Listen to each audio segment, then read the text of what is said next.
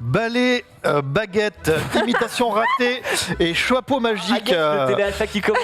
C'est Allociné l'émission et aujourd'hui on célèbre les 20 ans de la saga Harry Potter au cinéma et pour ça nous avons la chance d'avoir un plateau magique, merci pour ça. Et justement avec monsieur Johan Sardet, rédacteur en chef de Allociné. Bonjour Johan. Bonjour les gens, bonjour les fans d'Harry Potter, bonjour les moldus.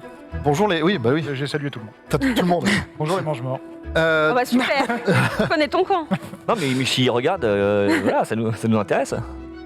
Toujours dans l'équipe Allociné, Mégane est avec nous. Comment vont les sorties cette semaine, Mégane ? Grosse sortie, mais j'ai accès que sur les grosses sorties.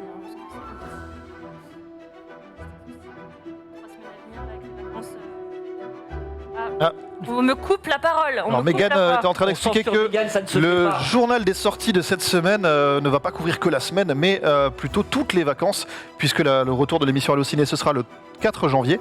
Et du coup, voilà, on va faire le journal des sorties jusqu'au 4 janvier. Juliana est avec nous aussi. Bonjour Julie. Oui, bonjour. Comment tu vas ? Je vais très bien. Le podcast se passe toujours bien ? Toujours très bien. On a préparé notre épisode spécial Noël. J'ai hâte qu'il sorte, mais je ne vous dis pas sur quoi il est. C'est une surprise. Ça n'a pas été annoncé, je ne peux pas le dire, mais un indice s'est peut-être glissé quelque part sur ce plateau. Et voilà, non, ça se passe très bien. Sur ton t-shirt je ne sais pas. Voilà. Et en tout cas, non, je suis contente. Et il y a aussi une date qui a été annoncée pour la série Disney+, sur laquelle j'ai travaillé, une date de diffusion en février. Donc voilà, donc, j'ai hâte de voir, parce que je n'ai toujours pas vu moi non plus. Donc je suis très contente. Donc une belle actualité, notamment pour toi et pour 2 heures de perdu. Tout à fait. De l'autre côté, Monsieur News, comment va Max ? Bah bien, il vous embrasse, il va bien. Écoutez. Des news qui disent quoi là ? Je vois qu'il y a quand même pas mal de lignes sur le runner. C'est là qu'on a une grosse news parce qu'on entre dans ce qu'on appelle la saison des récompenses, donc qui va nous emmener jusqu'aux Oscars fin mars. Après, bon, côté news, en dehors de ça, c'est pas énorme parce que la grosse actualité, évidemment, ce sont Spider-Man et Matrix 4, deux tout petits films qui sortent pendant les vacances. On disait grosse semaine au pluriel de sortie parce que contrairement aux autres années, ça n'arrête pas et ça reprend dès le 5 janvier. Donc voilà, on aura un gros morceau et après c'est un peu plus léger. Et pour compléter ce casting de rêve, Mélanie de la Manie du cinéma est aussi avec nous. J'ai mis mes petites lunettes rondes et mon pull pour montrer qu'on était bien dans le thème. Voilà. Thème Harry Potter, on l'a vu aujourd'hui. On va revenir sur les 20 ans depuis le premier film. On va parler des bouquins un petit peu. On va parler de la saga au cinéma. On évitera évidemment toutes les polémiques qui gravitent autour de certains acteurs et de l'auteur. Mais sinon, le monde d'Harry Potter, toi, c'est un truc qui te parle particulièrement ? Ah bah vraiment, je pense, mon tout premier souvenir de cinéma, c'est Harry Potter 3. Et ouais, vraiment, j'avais 10 ans, c'est mon tout premier souvenir de cinéma et depuis ce moment-là, c'est une partie de ma vie. Je pense sincèrement c'est une partie de ma vie, c'est ce qui m'a fait aimer le cinéma. Tu serais pas une Weasley ? Mais les cheveux. Ouais, mais oui, alors, sachant qu'en plus je suis une fausse rousse et que en partie c'est à cause des Weasley. Non, vraiment, en plus c'est une vraie raison. Non, mais moi vraiment Harry Potter, c'est dans le sang, c'est là. Premier film dont tu te souviens, Harry Potter 3. Je mets un genou à terre avec mon Richard Donner Superman 2. Je ne sais même plus si c'est lui à ce moment-là. C'est lui et pas lui. Ouais, voilà, c'est ça. Il s'appelle Richard quoi qu'il arrive, ça se fait pas en souci. Voilà, bon, voilà, c'était un petit aparté. En salle ou c'est un souvenir que j'ai, mais je sais pas si c'est en premier shot. Ouais. J'ai une baguette magique et j'en profite pour lancer tout de suite les news.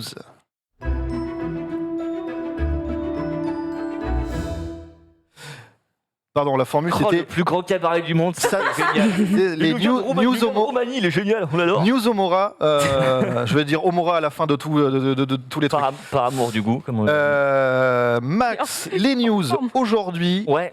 Exactement. Les Golden Globes 2022 et les nommés sont... Eh bien, les nommés sont des films et des séries, puisque donc, les Golden Globes, ce sont les prix remis par les correspondants de la presse étrangère qui sont basés à Hollywood.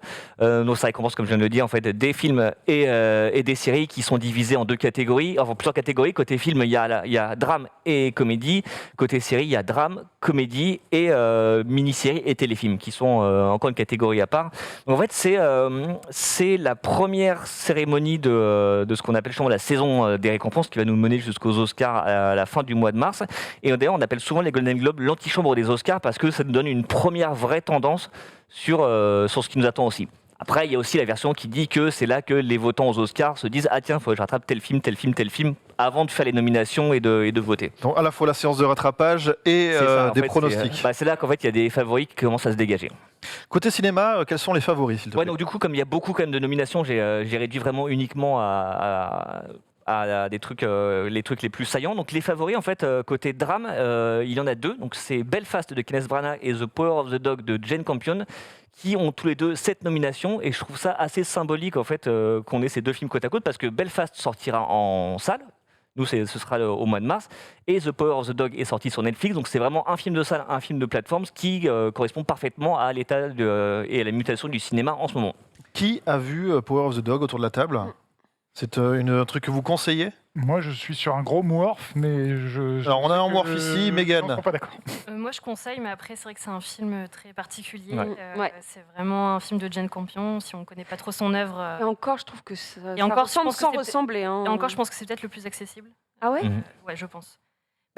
C'est un western Oui. sans en être vraiment un. Et puis le cast le aussi cast aide, fait vachement. Oui, aussi oui, que non, c'est t'as raison, beaucoup t'as raison. plus accessible Mhm. pour entrer dans son cinéma. Après, moi, je trouve que c'est un très beau film. Je pense qu'il va être dans mon top de fin d'année. Mais ouais, ça peut C'est être. pas un grand oui, c'est un oui. Ce serait quand même difficile de dire que c'est pas un bon film. Oui, il a dit moi. Non, j'ai dit morph. Ah, c'est hyper agressif en fait hein, de pointer avec une. Ouais, Lui, ouais. lui, là. Il y avait vraiment un consensus très dithyrambique autour du film depuis ses premières présentations, notamment au Festival Lumière. Voilà, moi je l'ai vu, c'est hyper beau Oui, c'est très. et il y a des thèmes intéressants et tout. Après, voilà, Le je jeu suis d'acteur resté, est très bon. voilà, Ah oui. mais C'est peut-être l'ambiance, je sais la, pas. la lenteur, peut-être. Mais qu'il la leçon de piano est tellement tout là-haut que voilà, quoi. Les autres candidats favoris?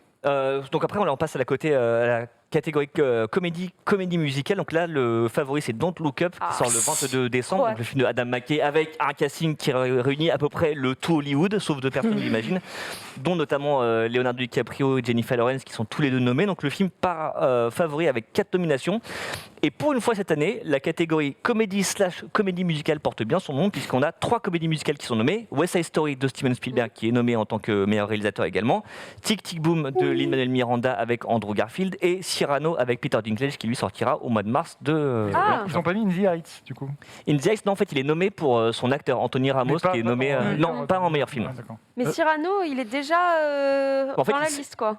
Parce qu'en fait, il sort dans quelques salles aux États-Unis avant la fin du mois de décembre, sachant qu'en fait, pour être éligible Oui. à la fois à toutes ces récompenses et notamment les Oscars, il faut être sorti entre le 1er janvier et le 31 décembre, même si c'est dans 3 salles, ce qui arrive souvent. Et après, il sortira un peu plus largement aux États-Unis. Et nous, ce sera en mars. Je vous avoue être très très circonspect à la vue de la bande-annonce hein, sur ce Cyrano perso. Je suis très Moi, fan de l'œuvre originale et En là. fait, c'est l'adaptation d'une comédie musicale ouais. qui est. Ouais.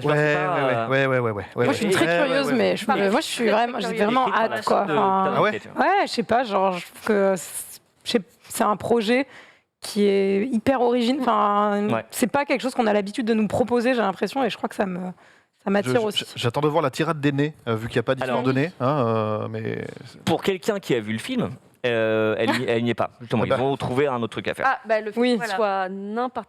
Oui, ça aurait fait la tirade des nains, mais c'est tout. Non, mais non, on va pas non, aller sur ce Ils ont sujet. complètement zappé en fait le truc Ah, en fait. ouais, donc dessus. c'est pas trop Cyrano. Ouais. Et Juliana, je t'ai vu applaudir sur Tic Tic Boom aussi. Ouais, j'ai adoré. C'était vraiment, je pense, dans mon top, top 5, c'est sûr, peut-être même top 3 de l'année. Ok. Ça m'a beaucoup, beaucoup plu.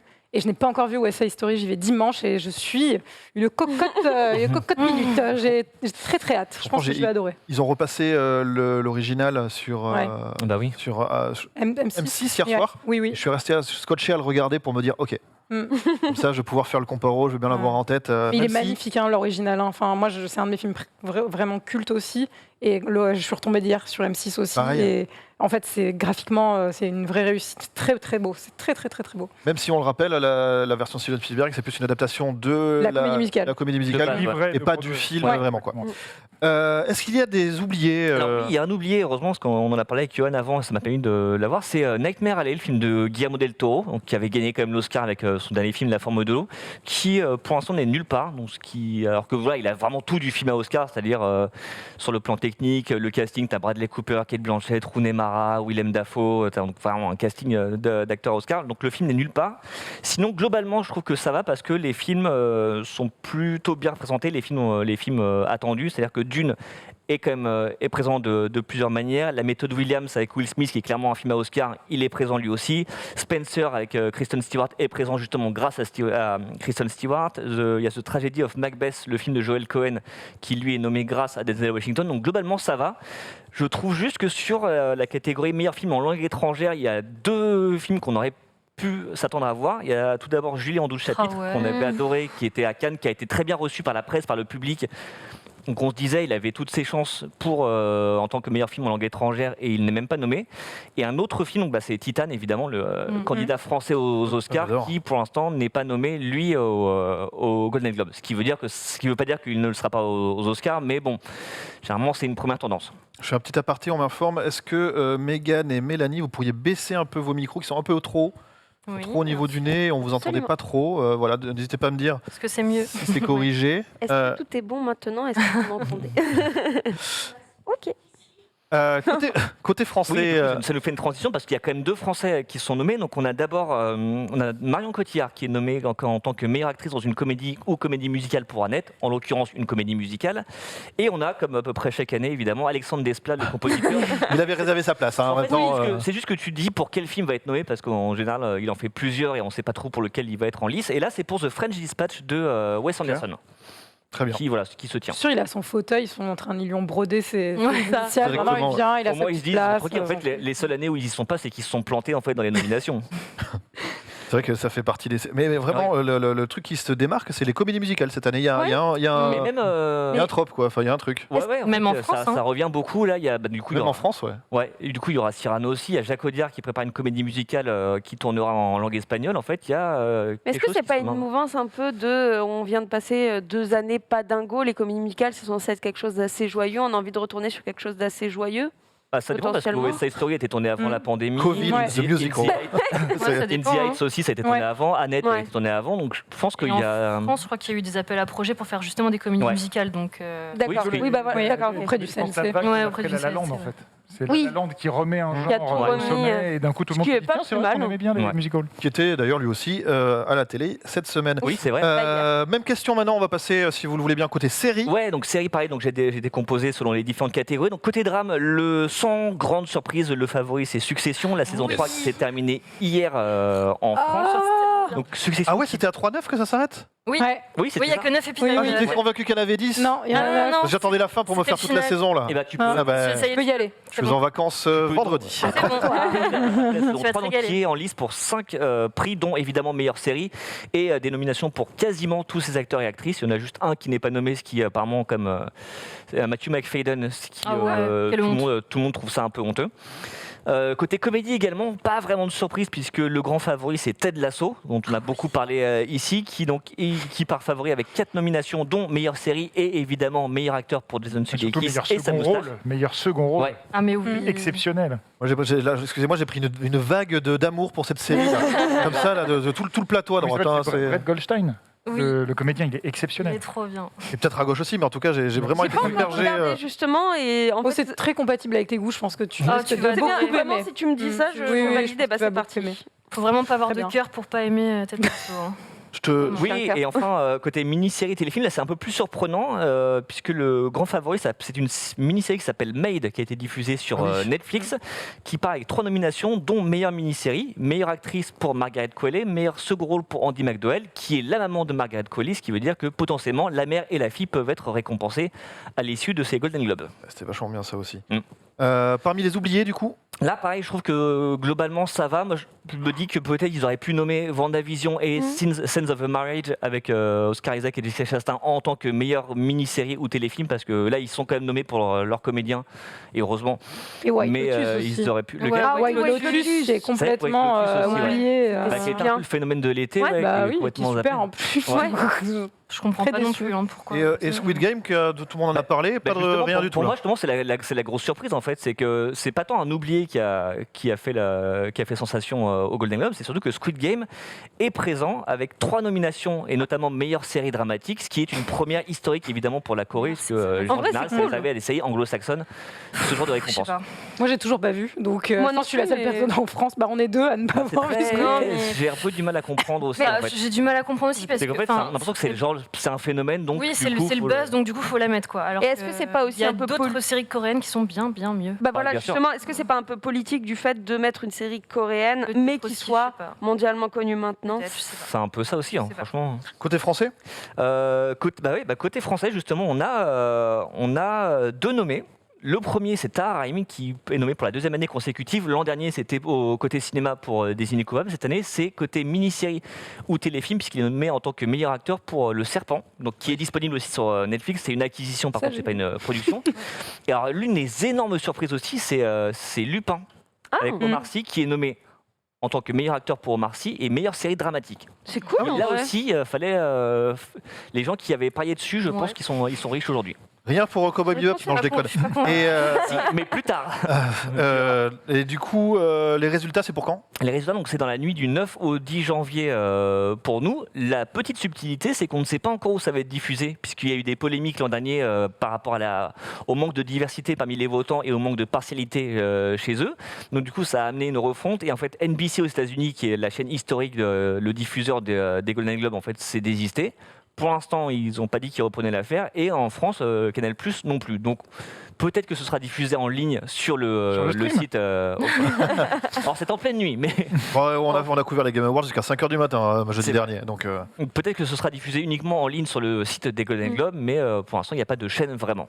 très bien. C'est tendu, hein, quand même, Parce que c'est hyper cool pour Omar Sy, mais Ouais. c'est juste pas de bol qui tombe l'année où tout le monde dit qu'il faut boycotter la cérémonie. Ouais, c'est clair. Ça, c'est Ouais. vraiment pas de chance. Ouais. C'est vrai. Parce que c'est vraiment trop cool de le voir. Et en plus, en même temps que Tahar Rahim, de voir les Bah, c'est deux ça. là, Ouais, et super, qui peuvent quoi. être récompensés tous les deux en plus, Ouais, c'est ouais, qu'ils sont c'est pas vraiment- face à face. c'est un peu rageant. C'est vrai. On enchaîne avec une suite un peu surprenante en série. Oui, Même exactement. plusieurs, non? Non, une seule en fait, mais on a l'impression que c'est un peu, si on parlait des comédies musicales, c'est qu'il y a un peu une mode au genre. En ce moment, il y a la saison 9 du coup de Dexter qui s'appelle Dexter New Blood qui va commencer en France dans quelques jours. On a la suite de Sex and the City qui vient tout juste de débuter. Et le même jour, on a appris que HBO préparait une suite de 6 Feet Under. Et là encore, ceux qui l'avaient vu venir sont quand même très forts parce que ça n'a absolument aucun sens. C'est une série qui a une vraie fin et une vraie fin qui est en plus considérée comme La meilleure fin de tous les l'une temps. des meilleures fins de tous les Ah temps, ouais. voire la meilleure. Donc vraiment aucun sens. N'importe quoi. C'est une annonce qui sort complètement de nulle part, du coup. C'est une annonce qui sort complètement de nulle part et d'autant plus étonnant que Alan Ball, donc le créateur de la série, qui a aussi créé True Blood, va être attaché au développement de la série. C'est pas un truc, c'est pas comme la suite de Donnie Darko qui a été faite dans le dos du réalisateur. Là, le mec, en fait, il a validé, il va travailler dessus. Donc c'est quelque chose qu'on comprend pas. Mais c'est plutôt rassurant qu'il soit là quand même. Bah, Oui, oui. Non, mais ça aurait pu être pire. Oui, voilà. C'est ça, quoi. C'est rassurant, mais après, en même temps, je comprends vraiment pas l'idée, c'est n'importe quoi. Mais après, moi, ce qui me rassure, c'est que pour l'instant, c'est vraiment qu'en discussion. Ouais. Et qu'il n'y a pas vraiment eu de feu vert et de commande chez HBO. Et que, bon, on ne sait même pas si ça va être une suite, un reboot. Bref, c'est une idée, c'est n'importe quoi. Non, parce que Mais tu vois, autant Dexter, tu te dis la fin était ratée, enfin les saisons d'avant Oui. aussi d'ailleurs, donc tu peux essayer de rattraper le coup avec une nouvelle saison. Là, comme on disait, c'est l'une des meilleures fins de tous les temps. Normalement, t'as rien à rajouter derrière. Donc, Ouais, si vous n'avez pas vu Très Six bizarre. Feet Under, vraiment, je vous encourage à la rattraper. Tout est disponible sur OCS, Ouais. donc vraiment, c'est une pépite HBO, comme ils savent bien les faire. Donc voilà, une suite pour. Avec Dexter d'ailleurs. Il y a Michael C. Hall. Oui, il y a Michael C. Hall mais dedans, bien ouais. sûr, voilà.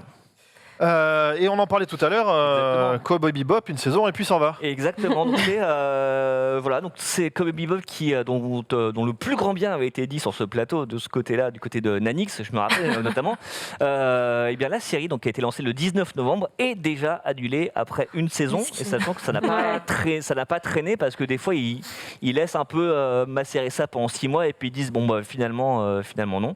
Donc Mais voilà. C'était déjà un peu prévu d'avance, on va dire que ça allait pas être conduit. Ah, je suis On pas l'a sûr. dit en plateau. Bah, Oui, Oui, non, quelqu'un mais sur c'est vrai. Twitter qui nous a fait signe en disant vous l'aviez dit sur le stream, ça sent la série annulée au bout d'une saison. Mais c'est vrai, et en même temps, il y a quelques années, Netflix renouvelait à peu près toutes ses saisons. Regardez, Marseille saison 1, tout le monde l'a regardé pour se foutre de sa gueule, et il y a eu une saison 2. Je me suis dit, là, c'était pareil, on était dans du hate watching à mort.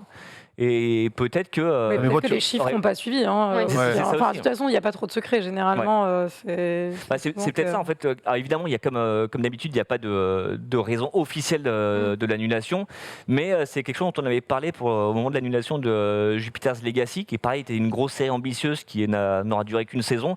Mais c'était encore pire pour Jupiter's Legacy parce que Netflix avait acquis tout le Miller's World. Ouais. Et donc du coup là ils ont sorti Super Crooks qui est Un spin-off animé. Ouais. un Qui est spin-off pas mais, mal en plus. mais qui est aussi un préquel et qui est vachement bien. Ouais.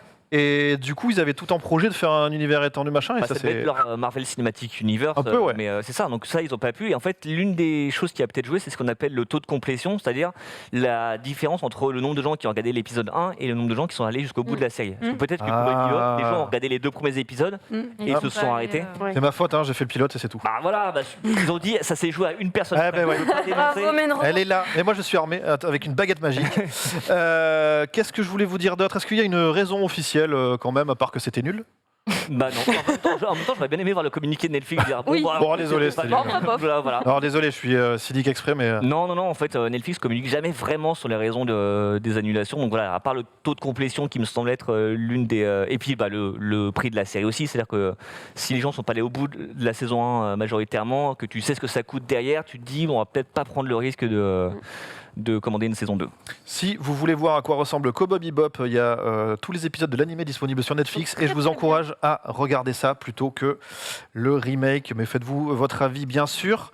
Mais on arrive au bout, c'est le moment du ça parle. Bah, Merci voilà. pour toutes ces news, Max. De rien. On arrive, c'est le moment du ça parle. Jingle.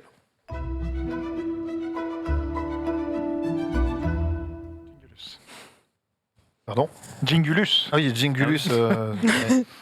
Ah, c'est un métier d'être. Ouais, non, mais, C'est un métier, c'est un métier. Lanceur de sorts, ça se fait. on va sur un petit tour de table avant ça, et puis j'ai une annonce à vous faire. On a quand même un invité qui sera avec nous à distance, en vidéo, Daniel Radcliffe. et presque, puisque c'est sa voix française qui est avec nous. Presque, voilà. Voilà, donc on va retrouver dans quelques minutes, mais juste avant, petit tour de table, est-ce que vous avez vu les films? Est-ce que vous avez lu les livres? Est-ce que vous avez vu la pièce de théâtre peut-être? Est-ce que vous avez été dans un parc d'attractions spécial? Est-ce que vous êtes sorti dans les. Est-ce que vous êtes vraiment Est-ce sorcier? que vous avez votre carte au ministère de la magie? Grave. Ah oui, voilà, donc tout ça, petit tour de table. Johan, Alors, moi. ta rencontre avec le Wizard World. Ma rencontre avec le Wizard World, elle est à la fois personnelle et professionnelle parce que c'était le moment où je débutais chez Allociné. Donc en fait, j'ai connu professionnellement le début de la saga Harry Potter. C'est les premiers tapis rouges que j'ai fait, les premières interviews que j'ai faites. J'ai vu sur le tournage d'Harry Potter. Mais tu m'avais Pardon dit. Oui, donc j'ai vu Mais tu me l'as pas dit, les ça. élèves en train de tourner. Moi, C'est je fou. suis sur le seuil du 7, donc je sais Et exactement en ce plus, qu'il c'est a fait. Oh là là. souvent quand on Donc, est sur un tournage, Maximilien le sait, on est toujours des jours de merde. C'est-à-dire, genre, on tourne une scène avec une bagnole et tu fais bon c'est nul. Voire parfois on ne tourne pas de scène Voilà, en plus. où on tourne pas de scène ce jour-là. Et là, ils nous ont fait venir un jour où il y avait tous les élèves dans le réfectoire. Donc dans la grande salle de Poudlard. Et ça reste un super souvenir. Trop bien. Donc de les voir tous en costume et tout. Et puis à un moment, on fait on vous amène Daniel. Et tu fais OK. Et donc il y a Daniel Radcliffe qui vient en costume avec sa cicatrice et tout. Oh Machin, là tu là. discutes pendant 30 minutes. Donc super souvenir. Donc moi, ma rencontre, elle est vraiment pro-perso en même temps. Et du coup, j'ai lu les bouquins tout en voyant les films. C'est super d'avoir professionnellement pu voir aussi des acteurs naître et tout ça. C'est vachement bien. Et grandir. Et grandir, ouais. Mégane. J'ai grandi avec Harry Potter, tout simplement. J'avais quasiment le même âge que Harry, Ron et Hermione quand j'ai commencé les bouquins. Puis après, j'ai vu les films.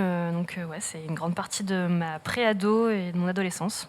Voilà. Et j'ai eu la chance d'aller au studio Harry Potter il y a 2-3 semaines.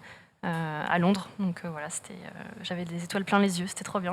J'étais une gamine à nouveau. Il y a un sort Voilà. pour enlever la jalousie. Je peux te faire oubliette si tu veux, comme ça.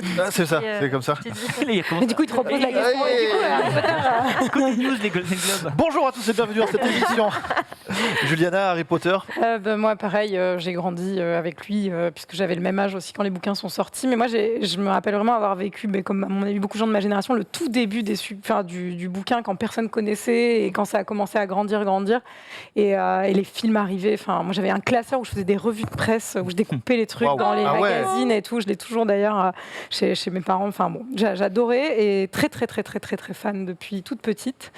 Vu les films du coup et eu la chance effectivement d'aller au studio à Londres il y a maintenant 5 ans et eu la chance d'aller à Orlando au parc d'attractions mais il y a un petit moment quand il n'y avait qu'une seule partie qui était créée, la partie avec le château et tout. Il n'y avait pas encore les Gringotts. C'est dans les studios Universal, hein, c'est ça? Oui. C'est Universal. Ouais. Et donc, meilleure expérience de ma vie. J'ai même eu une baguette chez Ollivanders, puisqu'ils choisissent une personne dans le public. Et ils disent, toi, là, je pense que j'avais l'air d'une gamine de 12 ans, alors que j'en avais plutôt 23. Et ils te font tester les baguettes, et tu as le vent dans les cheveux quand il y a ta vraie baguette. Waouh. Et donc, je suis partie avec ma vraie baguette, donc vraiment connexion hyper intime avec tout le monde Harry Potter. Voilà. On aurait dû mettre un ventilateur, je l'aurais fait. Là. Mélanie, ta rencontre avec Harry Potter? Comme j'ai dit, moi, c'est avec Harry Potter 3 en 2004. Mais pour le coup, moi, je suis plus jeune. Donc, en fait, j'ai découvert Harry Potter donc, avec le 3.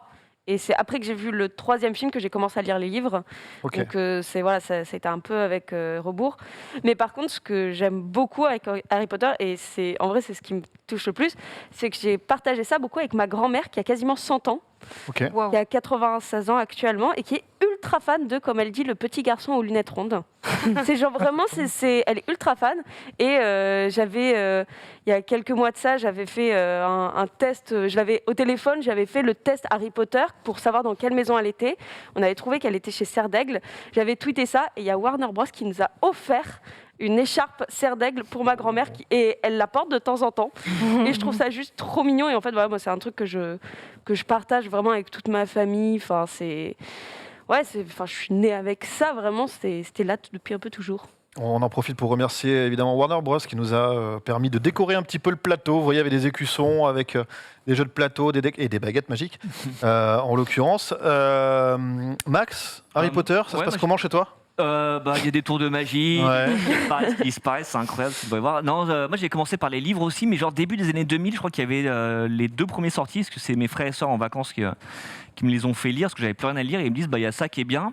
Et sur le papier, je me suis dit, je sais pas, on dirait un sourd Roald Dahl, ça me faisait pas rêver. Et c'est limite. T'étais déjà comme ça en tant gamin. C'est limite au point où je me suis dit, tu vois, vas-y, je vais commencer, parce qu'ils avaient pas fini le 1, je leur ai dit, je vais commencer par le 2, c'est pas grave. Et ils m'ont dit, non, faut que tu commences par le 1. Et en fait, j'ai commencé le 1 et j'ai trouvé ça vachement bien. Et je me suis dit, en fait, je me suis complètement planté et je me suis laissé vraiment prendre dedans, à tel point que quelques semaines plus tard, c'est un jour où j'étais malade, donc je suis pas allé en cours évidemment, et j'ai lu le 3 pendant toute la journée. Non, je l'ai vraiment lu en une seule journée. Donc voilà, donc c'était au tout début des années 2000, et après en fait c'est au moment où ils commençaient à parler du film, qu'il y avait les photos des acteurs, et après donc du coup je suis allé voir les films et j'ai lu les livres en parallèle. Mais c'est vraiment les livres d'abord, et après j'ai aussi pu aller au studio il y a quelques années. J'ai fait je suis allé sur le tournage du 7, j'ai fait le tapis rouge du tout dernier Harry Potter, qui a été un truc gigantesque. Et en revanche, j'ai pas pu aller voir la pièce encore de théâtre, j'aimerais beaucoup. Et aller au studio, et aller au parc d'attractions, j'aimerais beaucoup aussi. Ah ouais, ce serait trop. Et il faut savoir notamment, pour en revenir justement sur les tapis rouges, que à Londres, c'était un vrai truc, le rendez-vous annuel Harry Potter à Leicester Square.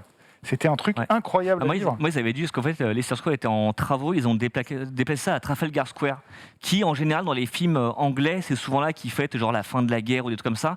La place était blindée, mais vraiment, c'était un truc. C'était 1 an avant les JO de Londres. Et je ne sais pas s'il y avait autant de monde que ça aux JO sur certains événements. C'était vraiment un truc qui était dantesque. Et moi, je crois, à part Star Wars, peut-être, c'est les dernières énormes avant-premières que j'ai vécues. Il n'y a rien qui a atteint le niveau d'Harry Potter en termes de gens dans les rues, de gens déguisés, d'ambiance bienveillante. Parce que moi, j'avais fait un tapis rouge pour Avengers 3, mais c'était un truc où ils présentaient une demi-heure du film, donc c'était beaucoup plus restreint. Et non, c'est vrai que Harry Potter, c'est... on parle souvent on emploie souvent le mot phénomène. C'est vrai qu'Harry Potter, il suffit d'aller sur un tapis rouge comme ça où tu dis non, c'est pas usurpé. Surtout en Angleterre en plus, où c'est devenu une institution là-bas. Moi, de mon côté, j'étais un peu plus âgé, donc je regardais ça avec un peu de condescendance en me disant ouais, ça c'est pour la génération d'après, c'est comme les Pokémon. Et la vie fait que des fois, je bossais sur un book pour mes fins d'études et il est passé à la télé. Et du coup, je suis resté à regarder. Et là, j'ai fait mais c'est pas juste l'histoire d'un petit garçon qui fait de la magie. Il y a une histoire avec un grand méchant, un machin, un truc. Là, j'ai embarqué les 4 bouquins chez un pote et je me suis fait, je crois, en 15 jours, j'ai lu les 4 bouquins. Ah, mais ça, c'est la coupe de feu. Ouais. J'ai rattrapé les films en retard et après, je suis devenu pas fan. Je suis pas un fan inconditionnel. En tout cas, pas de la version ciné. J'aime beaucoup tout ce qui manque aussi dans la version ciné. Il y a beaucoup de subtilités dans les livres, et notamment le poids du quotidien et des rendez-vous comme Halloween, Noël. Noël ou les vacances, les trucs comme ça, qui je trouve sont un peu, par la force des choses de l'adaptation des fois, Pas vraiment le un choix, peu hein. mise de côté. Mais je fais le débat avant qu'il commence. Je vous propose de commencer en donnant la parole à Harry lui-même, Kaylan Blanc, qui est la voix, le comédien de doublage qui fait la voix d'Harry Potter. Bonjour Kaylan, pardon. Bonjour à tous. Salut. Déjà, merci beaucoup à toi de t'être rendu disponible. C'est un plaisir de t'avoir aujourd'hui. Avec plaisir, avec grand plaisir. Johan, je sais que tu avais J'ai pas quelques mal de questions. Kylian, enchanté. Alors déjà, juste dire que tu es sur Twitch, tu as ta chaîne Twitch, donc comme ça si les gens veulent te suivre par la suite. Oui, et en fait, j'ai monté la chaîne Twitch parce que je me suis rendu compte que, en faisant beaucoup de conventions, je rencontrais, il y avait énormément de fans évidemment, et je les rencontre, 3 minutes par convention, et on n'a pas le temps de parler tout ça, donc je me suis dit comment je peux plus parler avec eux, discuter, et en même temps je m'amuse parce que je joue des jeux qui me plaisent, et donc je me suis dit que Twitch c'était peut-être la bonne solution. Donc oui, sur Kylian VF, et on se retrouve tous les mercredis soirs. Et pour discuter, les gens me posent des questions, me demandent des dédicaces, tout se passe sur Twitch maintenant. Eh ben ça c'est super, au moins le message est passé, il y aura un raid je pense mercredi soir sur ta chaîne. Alors pour rentrer dans le vif du sujet, parler de ton expérience sur Harry Potter, déjà on peut dire, anecdote sympathique, que c'est un peu une expérience de famille puisque ton frère Janiek, je sais pas si je prononce bien, joue Percy Weasley. Mais non. Oui, c'est ça. En fait, C'est j'ai génial. commencé le doublage grâce à lui. Parce qu'en fait, c'est lui qui a été repéré quand il était jeune enfant, qui jouait au théâtre dans le théâtre de ma ville. Et il a commencé le doublage comme ça, et moi je le suivais partout, et j'ai appris à jouer parce que je lui faisais répéter tous ses rôles. Donc lui, quand il avait un rôle dans une pièce de théâtre, moi je faisais tous les autres pour le faire répéter à la maison. Et c'est comme ça que j'ai appris à jouer. Et il se trouve qu'à un moment, il a mué. Et c'était plus un enfant. Et moi, j'étais toujours le petit frère derrière, qui l'accompagnait partout. Donc on m'a fait essayer, et vu que j'avais cette expérience de théâtre avec toutes les répétitions que je lui ai fait faire, tous les rôles que j'ai fait pour qu'il répète son rôle, en fait, je m'en sortais bien, et j'ai commencé comme ça le doublage. Et lui, effectivement, du coup, fait partie aussi de l'aventure Harry Potter, puisqu'il fait Percy Weasley. Alors on disait juste avant de se connecter l'impact que la saga avait eu sur nous en tant que spectateurs ou lecteurs ou les deux. Toi, tu as accompagné le fait que ce personnage grandisse, donc tu l'as accompagné de 2001 à 2011, c'est ça ? Pendant une décennie. Voilà. Comment on vit le fait d'accompagner un personnage qui grandit en même temps que soi ? On le vit bien déjà, on est très fiers. Parce qu'effectivement, j'ai commencé, donc je devais avoir 13 ans, je crois que j'avais 12 ans. Quand j'ai commencé, donc j'étais vraiment un enfant, et j'ai grandi en même temps que lui, j'ai évolué en même temps que lui. Donc au final, toutes les petites histoires d'à côté qu'il a, je les avais en même temps que lui.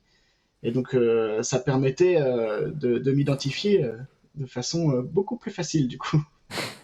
Et alors, je vais te poser une question que je vais me la péter, que j'avais posée à Daniel Radcliffe. Non, en fait, parce que une des fois où je l'ai interviewé, les romans n'étaient pas finis. Donc en fait, j'ai demandé comment on découvre un roman Harry Potter quand on est soi-même Harry Potter. Parce que nous, en tant que lecteur, c'était déjà fou. Mais quand tu es le protagoniste principal et que tu découvres ce qui va t'arriver, comment tu le vis ? Et comment toi, tu découvrais les romans Harry Potter au fur et à mesure ?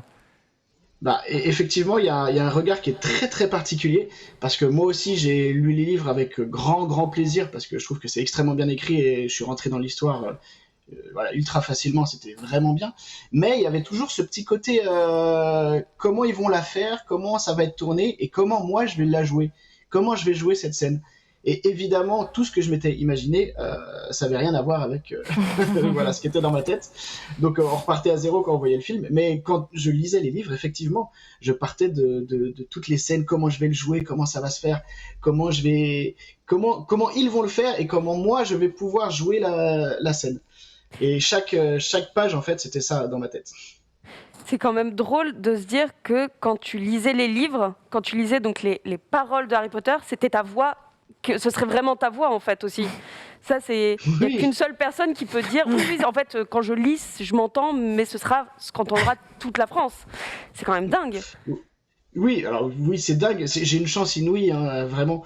Parce qu'en plus, je ne sais pas si vous le savez, mais dans le doublage, on ne choisit pas ses castings. C'est-à-dire qu'on est dans le milieu, notre nom circule, et le directeur artistique pense à nous pour peut-être faire le rôle, et donc nous met sur des castings. Mais alors que nous, quand on m'a appelé pour le casting, je savais même pas que c'était pour Harry Potter. On m'a dit viens faire un casting pour un film, on disait un 35 à l'époque, 35 mm, Et maintenant tout est au numérique, donc ça a changé. Mais voilà, donc je suis venu là-dessus sur le casting en ne sachant pas du tout le sujet. Et donc j'ai une chance inouïe d'avoir pu participer à ce phénomène, comme vous disiez.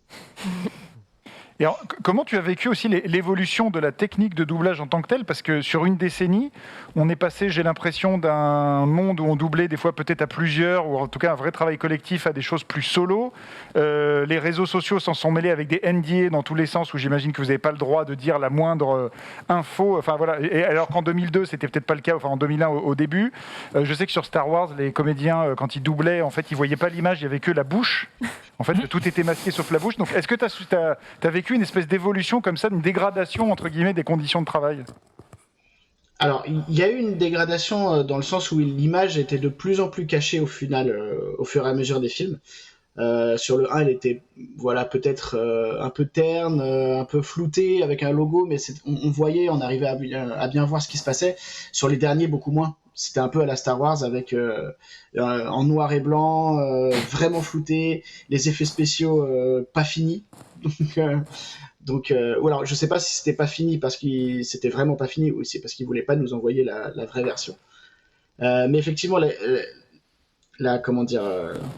c'était de moins en moins facile à doubler, mais on avait quand même énormément de temps par rapport à d'autres films. Sur Harry Potter, on était 2 semaines, et on avait 2 semaines pour le doubler, et sachant que c'est énorme. Moi, je demandais à rester les 2 semaines pour pouvoir faire mes rôles avec les autres comédiens. Je voulais absolument jouer mes scènes avec les autres, parce que le film était trop important, et je trouvais que ça donne quand même autre chose de jouer avec la réplique dans l'oreille qui est juste à côté. Mais sur d'autres films, le dernier film que j'ai doublé de Radcliffe d'ailleurs, j'ai mis 1 jour et demi à le doubler, et c'était le rôle principal aussi.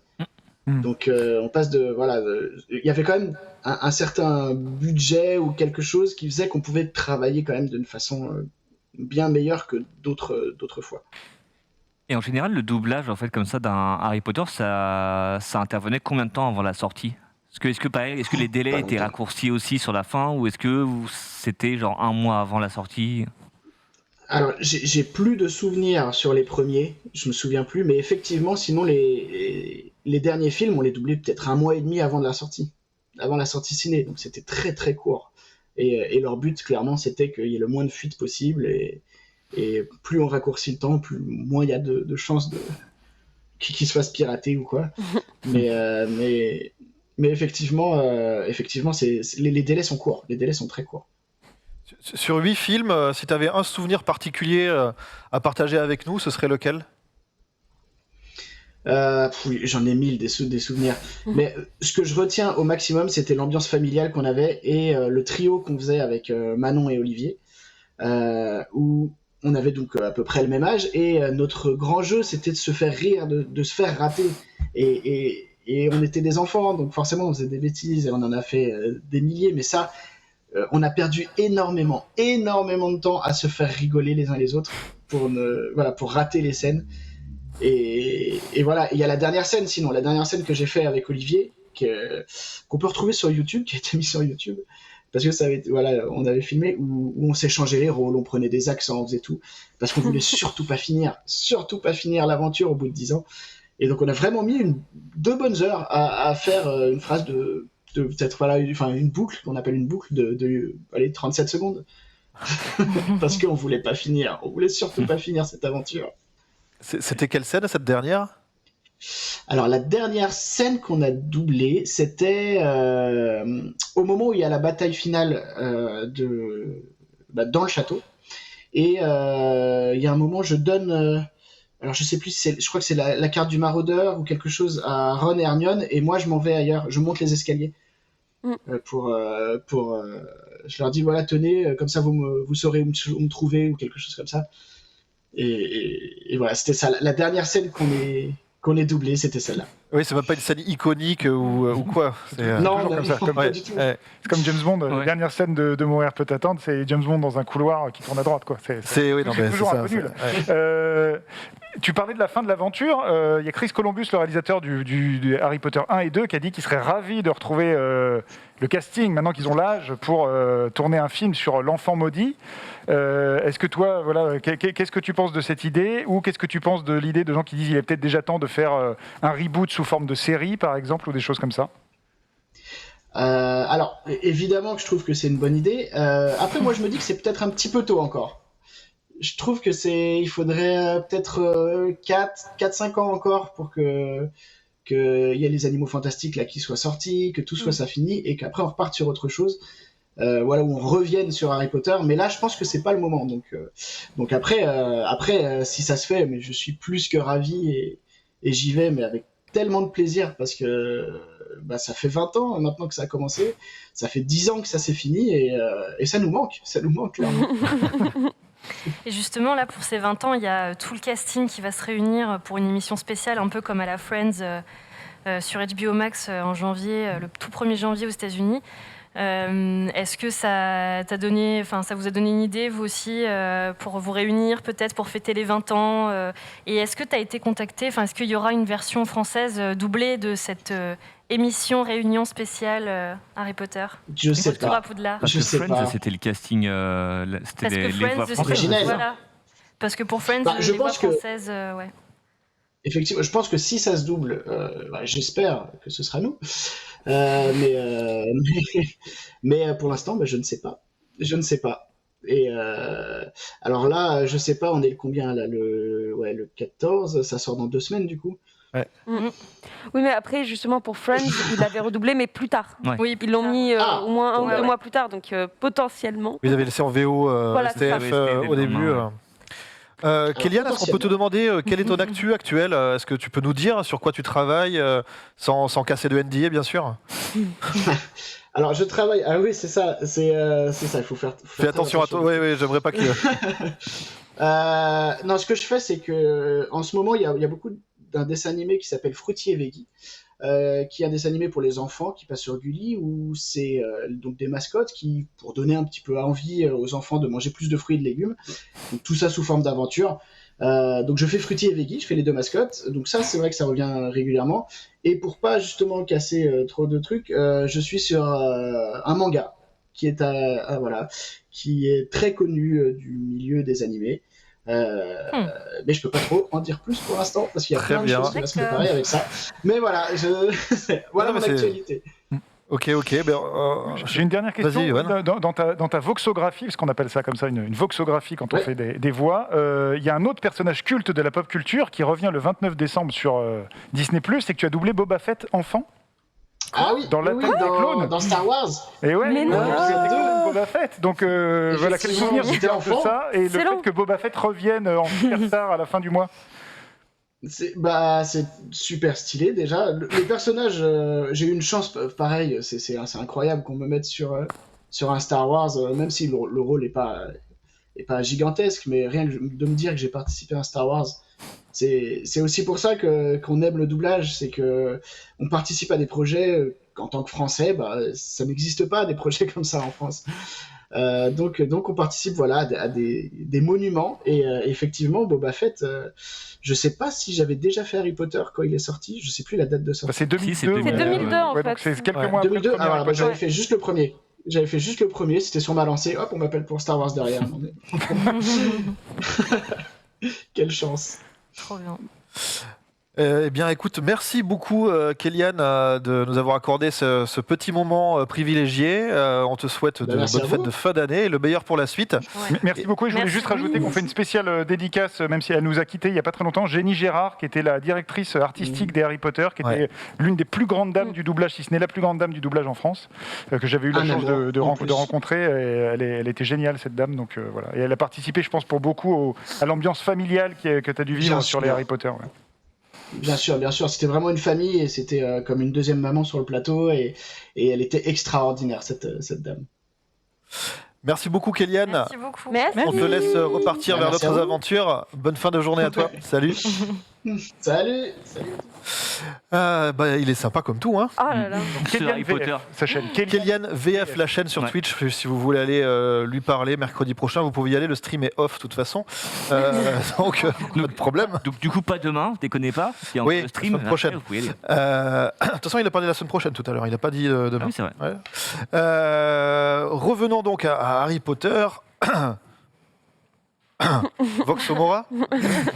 Revenons donc Je crois qu'il avait fait exprès au plus aussi. Non, non, c'est de l'impro, c'est du talent. Voilà. Une question un peu tricky. Je vais m'adresser à celles et ceux qui ont lu les livres avant. Est-ce que c'est une bonne adaptation ? Ça dépend Alors, lequel. oui, c'est ça. dépend, ouais. Alors voilà, on commence. Il y a quoi donc ? Il y a 7 livres, 8 films. Ouais. Ouais. Est-ce qu'on s'est rendu compte au fur et à mesure qu'il y avait de plus en plus de coupes dans les livres ? Moi, je dois avouer que les premières adaptations de Columbus sont, pour moi, en tout cas, celles qui ont le plus de magie et qui arrivent le mieux à, on va dire, à cerner l'univers et à en poser les bases. Même s'il y a plein de choses, forcément, quand tu as lu les bouquins avant de voir les films, moi, je sais que j'avais projeté plein de choses de mon collège, de l'époque, Normal. de pièces, en l'occurrence, qui ressemblaient à des couloirs de... Bon, ça, clairement, Chris Columbus n'avait pas accès à ce genre d'informations. Donc, c'était... Moi, j'aime beaucoup le 3 et le 4 aussi. J'ai un petit déclin sur les films à partir du 5, mais aussi parce qu'on entre dans quelque chose de plus sombre, et même les bouquins, même si je trouve que c'était très bien du début à la fin, les livres, moi, j'ai vraiment un attachement plus positionné sur les 4 premiers.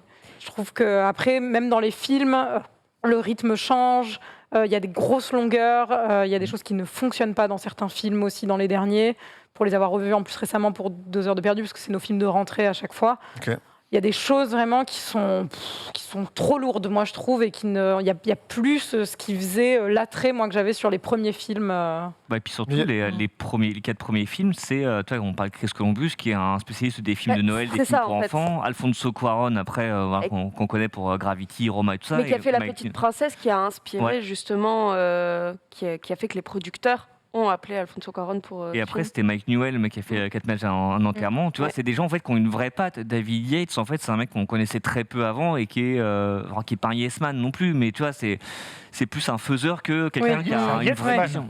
Oh, joli. Le retour de Maître Capello, bien sûr, dans votre émission. C'est ça aussi, c'est que ça tient peut-être aussi à ça, c'est des difficultés dans l'adaptation et parce qu'on a un réalisateur qui a moins un style que les précédents. Ça joue. Mais aussi, c'est aussi en fonction de la taille du bouquin. Enfin, on prend les 3 premiers, ils sont pas très épais, on va dire. Par contre, à partir du 4, ça commence à devenir des mastodontes. Et en 2h30, parce que c'est le plus long qu'on puisse faire pour que ce soit agréable à regarder, on peut pas tout mettre. Il y a beaucoup de gens qui ont dit par rapport au 5, qui est quand même le plus long. C'est un énorme pava, ça, le 5. Le 5, c'est le plus long au niveau de livre, et c'est celui le moins bien adapté, parce qu'il y a toute la partie avec Hermione et les elfes de maison qui n'existent pas. Il y a une énorme partie qui n'y est pas, mais parce que juste, il n'y a pas le temps, en fait, aussi. En fait, moi, j'avais eu l'occasion d'en parler avec le producteur qui s'appelle David Heyman, et qui est comme un showrunner, en fait. Donc, en fait, il a vraiment couvert, pour le coup, du premier au dernier Harry Potter. Et en fait, c'était assez intéressant parce qu'il avait un vrai point de vue là-dessus. Il comprenait les critiques. En fait, il disait, nous, notre boulot, c'est on doit faire des choix. Parce que sinon, soit on ferait une série télé, soit on ferait des films de 12 heures. Et en fait, le choix, c'est de raconter le parcours de Harry. Donc à partir du moment où dans le premier, vous avez une fois le Quidditch, une fois la fête d'Halloween et machin, on n'a plus besoin de vous le raconter, parce qu'en tant que lecteur, vous savez que ça existe, donc vous l'avez un peu dans un coin de votre tête, et en fait, on vous raconte les nouveaux trucs qui arrivent à Harry. Donc c'est pour ça aussi notamment que les choix sur Hermione avaient été faits. Et moi, je trouve ça plutôt pertinent, c'est-à-dire que quitte à faire des choix, il faut raconter l'aventure d'Harry Potter. C'est aussi pour ça qu'on a l'impression qu'ils ont 3 cours et demi par an, quoi. Oui, il y a ça aussi. Mais bon, ça c'est pas. Ils passent même pas leur buse. C'est ce que tu m'avais dit, effectivement, c'est qu'en fait, ils avaient enlevé les scènes qui n'étaient pas du point de vue de Harry, sauf la toute première scène du 7 qui se passe uniquement avec les méchants, où là, c'est même pas un rêve, un truc comme ça. Mais justement, pour revenir sur David Heyman, il y a un truc qui est assez fascinant, en fait, c'est qui a produit aussi le Danny Tarantino, les Paddington, c'est un mec qui vraiment ne paye pas de mine, c'est pas le cliché du producteur. Et c'est un mec qui, comme ça, l'air de rien, te dit écoutez, alors j'avais lu un manuscrit non publié du premier livre, du coup, j'ai acquis les droits, et puis après, il a fallu trouver un studio et tout ça. Tu dis, mais le mec a eu le nez creux comme c'est pas Ouais, possible. c'est ça. Surtout qu'en plus, c'est un livre, on sait, qui a été refusé par plein de Mais c'est un mec maisons super d'édition. intéressant, c'est un mec Ouais, très c'est un mec- intelligent, super mais quel- Bah, il a fait qui est Paddington, très alors modeste. clairement, Oui, ça peut déjà, être c'est qu'une une belle personne. personne. Mais qui est très modeste et tout ça, mais en fait, qui est juste le mec qui a eu, je pense, qui a eu énormément de vista sur ça. Est-ce que il y a des scènes coupées, justement, des choses qui n'ont pas été filmées, pas intégrées au script des différents films, que vous, particulièrement, vous auriez aimé voir? Oui, Mélanie, peut-être, ou- dans le 3, je Max sais qu'il y a tout le passé en fait de Rogue, le père d'Harry Potter, Lupin et Sirius. Sirius, où en plus je sais plus qui l'avait dit ça. Il dit je sais pas si c'était J.K. Rowling ou si c'était les scénaristes. Il a dit on les voyait un peu comme les Beatles, tout ça. Et j'aurais bien aimé voir cette période-là, mais effectivement ça ne collait pas avec le côté ça aurait suivre été le point de vue d'Harry. Et Mais en même j'aurais bien temps, aimé parce que c'est hyper important, ce moi je suis passage-là. vraiment, je te rejoins sur ce niveau-là parce que je trouve qu'il manque un degré aussi de compréhension de l'histoire et de aussi ce que Harry découvre sur Ouais. qui étaient ses parents, parce que on démarre aussi dans les livres avec un truc un peu genre James et Lily, c'est vraiment ce couple de parents parfaits qui en plus sont morts brutalement très tôt. Et en fait, au plus on avance, au plus on se rend compte que clairement James n'était pas si Une sympa belle que ça. personne du tout. Et que vraiment, il y a aussi une histoire de harcèlement avec Rogue et tout. Et moi, je trouve que cette dimension, elle manque au film un petit peu Ouais. parce que, Puis ça après, je comprends approfondit qu'il le ait fallu personnage de faire des Rogue choix. aussi, au passage. Exactement. Par rapport à Harry Potter, tu comprends qu'il y Complètement. il y a quelque chose, en fait, une espèce de vengeance par rapport à son père. Mais d'ailleurs, c'est souvent ce qu'on dit dans 2 heures de perdu quand il y a beaucoup de gens de mauvaise foi qui n'ont pas lu les livres et qui nous font non, mais ça c'est nul dans les films, machin. Et on fait oui, mais dans les bouquins, c'est mieux. Bah c'est oui, mieux. non, forcément. Donc, Mais c'est vrai que le personnage de Harry, en fait, c'est le fait que ce soit tout centré sur Harry Potter, je comprends, mais en fait, ce qui est vraiment dommage, c'est que on comprend pas après les autres personnages vraiment bien. Pas, tout simplement, Ron et Hermione. Hermione, elle passe quand même quasiment, je pense, jusqu'au 4-5, elle passe pour une chieuse. Alors que c'est, en fait, il faut juste reprendre tout. Sans Hermione, Harry meurt minute 1. C'est vraiment le meilleur perso, sauf que, encore une fois, dans les livres, c'est bien expliqué, effectivement. Comme quoi, surtout, elle est harcelée aussi un petit peu quand même, parce qu'ils se foutent quand même de sa gueule. Il y a un peu de harcèlement scolaire Parce là-dedans. qu'elle est moldue. Non, alors, par rapport à Malfoy, oui, mais par rapport juste au fait qu'elle est première de la classe. Et donc, Oui, ce les gens côté-là. l'aiment pas. Parce qu'on n'aime pas les gens qui sont intelligents dans tout, dans le sauf chez collège. Serre d'Aigle, parce qu'ils sont Voilà. tous intelligents.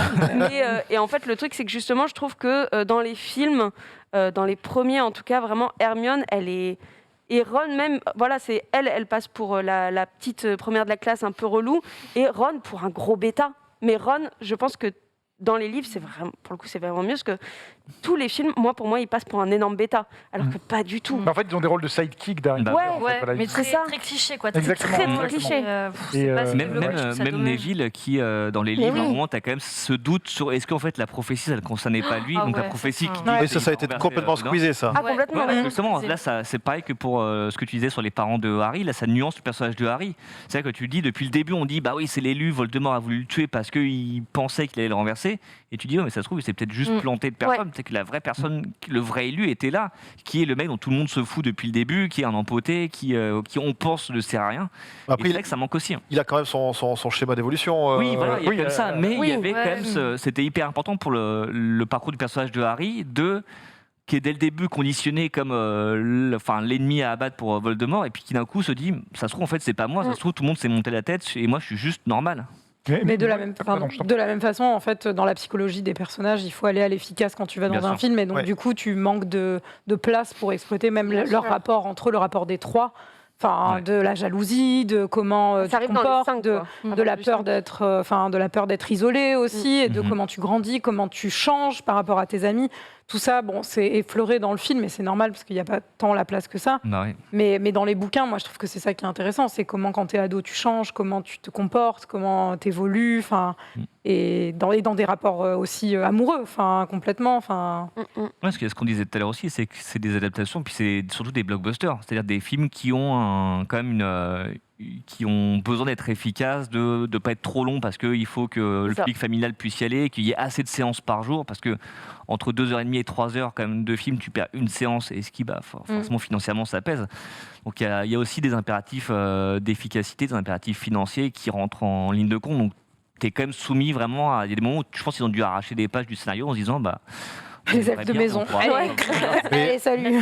C'était de Libération. Ouais, c'est ça. Mais Ils ont enlevé ça. Dobby, tu Il dégages. fallait justement aussi planter le décor au début et expliquer un petit peu tout ça. Yoann, tu voulais Non, dire je voulais juste rajouter, mais ça rejoint un peu ce que vous disiez. Moi, ce qui m'a manqué, c'est pas tant des scènes, tu sais, où tu dis ah oui, la scène du bateau ou la scène de je sais pas quoi. C'est qu'en fait, notamment les profs.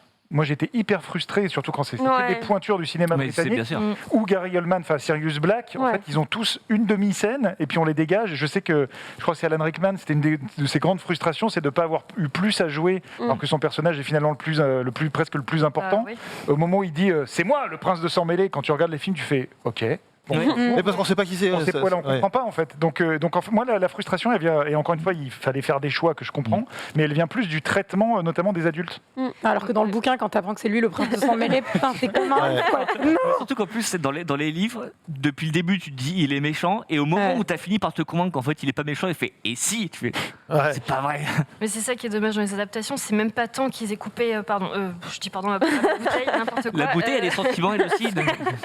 C'est même pas tant qu'ils aient coupé certaines scènes, même si on aurait beaucoup aimé les voir à l'écran, c'est que ça manque de fluidité et du coup, en fait, ils se sont trop adressés au lecteur. C'est ça le problème. Quand toi, tu as lu les bouquins, bon, c'est un peu frustrant parce qu'il te manque des scènes, mais tu comprends. Quand t'as pas lu les bouquins, à mon avis, t'arrives là, ah ok, il se passe ça, lui c'était qui déjà, enfin, c'est trop dommage en fait qu'il n'y ait pas cette cohésion entre les personnages et cet approfondissement aussi des personnalités des personnages. Et c'est vrai que pour les professeurs, c'est dommage, surtout quand t'as un casting comme ça en or entre les mains, c'est trop bête de pas les voir plus à l'écran. Et tout ce rapport effectivement avec les maraudeurs et Harry, moi je crois que ça devait être dans le 7, il y a tout un passage où il est censé avoir une grosse dispute avec Lupin. Et ça, je trouvais ça tellement intéressant par rapport au poids du passé, ce père qu'il a tellement idolâtré, qui en fait était un connard. Et ce rapport qu'il a aussi avec Rogue, ça force vraiment tout son caractère. Et je trouve ça tellement dommage que ce ne soit pas beaucoup plus développé, sachant qu'il y a eu 2 parties au 7 en plus. Ouais, et alors justement, j'allais rebondir là-dessus. Je ne suis pas complètement d'accord avec ce truc de taille des livres, taille des films, justement parce que moi, j'ai trouvé qu'ils avaient voulu étirer à tout prix cette fin en faisant 2 films. Et même, en fait, là, on a revu le 6, du coup. C'est le 6 que vous étiez là. Et en fait, il se passe rien dans le film. Enfin, vraiment, genre, tu te dis, mais franchement, c'est quand même... tu manques de matière, tu manques de trucs comparé... Du 7, dans le livre, il se passe pas grand-chose. C'est quand même la plus chiante. Et ils en ont fait un film entier et tu dis, mais on dit dans 6 mois la suite, tu fais, mais non. Donc, dans le 6, moi je me souviens de scènes que j'ai lues, notamment avec tout le travail sur la pancine et la mémoire, des trucs de voyage dans le passé. Il y avait des choses exceptionnelles à faire. Et la fameuse scène. Pas dans un blockbuster. Mais peut-être pas dans un blockbuster, oui, je sais, mais oui. C'est là où peut-être. Mais c'est dommage parce que ça fait pas des bons films. Ils n'ont pas voulu changer le Un truc qui aurait été bien, je pense, c'est. On parlait de Alfonso Cuarón, Mike Newell, en fait, c'est d'avoir un réal différent, comme les aliens, d'avoir un réal différent par film. Parce que c'est ça aussi, c'est que les 5, 6, 7 et 7,5, en fait, ils ont une espèce d'uniformité visuelle. Ouais. Là où, tu vois, de Chris Columbus à Alfonso Cuarón, ça devient beaucoup plus gris. Après, ça redevient un peu plus coloré avec Mike Newell. Et après, en fait, ça aurait peut-être été bien en fait, d'avoir une vision différente par film. Comme le château qui est entièrement refait, la cabane d'Hagrid dans le 3, qui est complètement différente. Mais ce qui, moi, me gênait, par exemple, non pas que j'aime pas Harry Potter 3, mais c'est qu'en fait, tu te disais, si ça change à chaque épisode, c'est quand même bizarre, vu que c'est censé être une aventure. Mais même sur les costumes, hein. Moi, ça m'avait un peu, j'avais fait, attends, on démarre avec les capes, tu gardes les capes, mec. Même si je comprends que tu veux les faire un peu street, c'est vrai qu'entre le 2 et le 3, de toute façon, entre Columbus et Cuarón, il y a un monde entier de cinéphilie, ils n'ont rien à voir l'un avec l'autre, mais en fait il y a aussi un renouvellement du fait que l'acteur de Dumbledore soit mort justement dans des 2 premiers, et donc c'est un nouveau dans le 3e. Je pense qu'ils en ont profité pour faire un vrai renouvellement, et aussi parce que en vrai entre le 2 et le 3, Harry c'était un enfant, l'acteur même c'était un enfant, et là en fait il est devenu adulte, il a commencé à muer. Pour Harry Potter 3, il a commencé à muer. Et en fait, je trouve que justement, on passe... C'est pour ça que j'aime bien que le choix soit Cuarón. C'est qu'en fait, on est donc dans le passage de l'adolescence. On mue en fait avec lui un petit peu, on évolue. Et c'est pour ça que j'aime bien, moi, ce... Oui, mais vu que dans le 4, on repasse dans quelque chose... Voilà, c'est ça qui est un peu... C'est un peu ça marche sur un James Bond, parce que chaque épisode est un peu indépendant et ça fait partie du jeu. Sur un Potter où, encore une fois, c'est un tout. Et il aurait peut-être fallu, pour moi, prendre... Moi, je pense que c'est Cuarón qui s'est fait plaisir. Mais ouais, Ouais, trop bien. oui, mais je trouve ça cohérent. Ouais. Bon, après, je suis peut-être pas très objectif parce que le prisonnier d'Azkaban, pardon, c'est mon préféré. Pareil. Voilà. Et, Même le Je loup-garou. préfère le 4. Ah oui. Ah ouais. Mais Vous ne trouvez pas qu'on dirait un ragarou? Je trouve ça. Ouais, moi, je l'aime préfère trop. un ragarou, je suis Moi, je d'accord. l'imaginais comme ça en vrai quand je les ai lus. Ah ouais, Donc, ok, ouais. non, mais vraiment, je Ah, trouve moi, je l'extrait. vois, c'est hein. comme ça. Ah ouais. Ouais, non, mais... Mais Du coup, Non, pardon, mais je tu trouve, disais. ça cohérent parce qu'il y a une vraie bascule à partir du 3 et ce passage, comme tu disais, à l'adolescence, c'est très noirceur avec Sirius Black et vraiment ses origines et son passé familial très très sombre. Donc pour moi, le 3, pour moi, il est parfait. De toute façon. Il est extrêmement cohérent et ça m'embête pas du tout qu'il y ait un nouveau changement dans le 4 parce que tu as la Coupe du Monde de Quidditch, tu as la Coupe de Feu, tu as le tournoi. Et donc Toutes les écoles. Ouais. les écoles, Moi, c'est un c'est lui côté mon préféré. très festif, Moi, j'adore quand il y a les concours et très tout. choral C'est trop bien. Et la résurrection. Enfin, la résurrection. Et oui. Le retour, en tout cas. Et la mort Et la de mort. Diggory. Diggory. Mais par contre aussi, il y a quelque chose qui est vachement intéressant, c'est que donc ils ont choisi comme ça les réalisateurs, mais à l'origine de l'origine, quand justement ils ont commencé à penser à adapter Harry Potter au cinéma, c'était l'autrice et les producteurs qui voulaient Terry Gilliam. Ouais. Il faut quand même y aller, Ça quoi. sent C'est- vite. Déjà, ils n'auraient pas fini le film. Voilà déjà. Oui, c'est Déjà, ça. ils n'auraient pas fini le film, mais Exactement. en fait, le truc, c'est que c'est C'est quoi ces bouts de bois là qui pendent? Oh, tu vas voir. c'est Terry Gilliam qui était vu vraiment, c'était l'autrice qui était là, genre j'aime trop ce qu'il fait et tout. C'est pour ça qu'il y a une petite ref à Brésil dans le 6, dans le 7, partie 1. Et en fait, oui, effectivement, j'ai fait une vidéo là-dessus. T'as la ref. Oh, ils sont abonnés, c'est T'es en double gentil. écran là, c'est. N'hésitez pas à vous abonner avec la cloche, évidemment, comme le fait le stream. Et en fait, effectivement, ils avaient choisi de prendre Terry Gilliam parce qu'ils aimaient, enfin, en tout cas, l'autrice aimait cet univers très fantastique qu'il faisait, mais les producteurs se sont dit, lol, déjà, il finit pas un film, en plus, il va un petit peu trop loin. Et Terry Gilliam a pété un câble. Vraiment, il disait que Columbus, ce qu'il faisait, c'était très mauvais. C'est quand il a vu les 2 premiers films, puis quand il a vu justement le film avec Quaron, il s'est réconcilié avec la saga Harry Potter en disant en fait si j'avais fait un Harry Potter ce serait ça.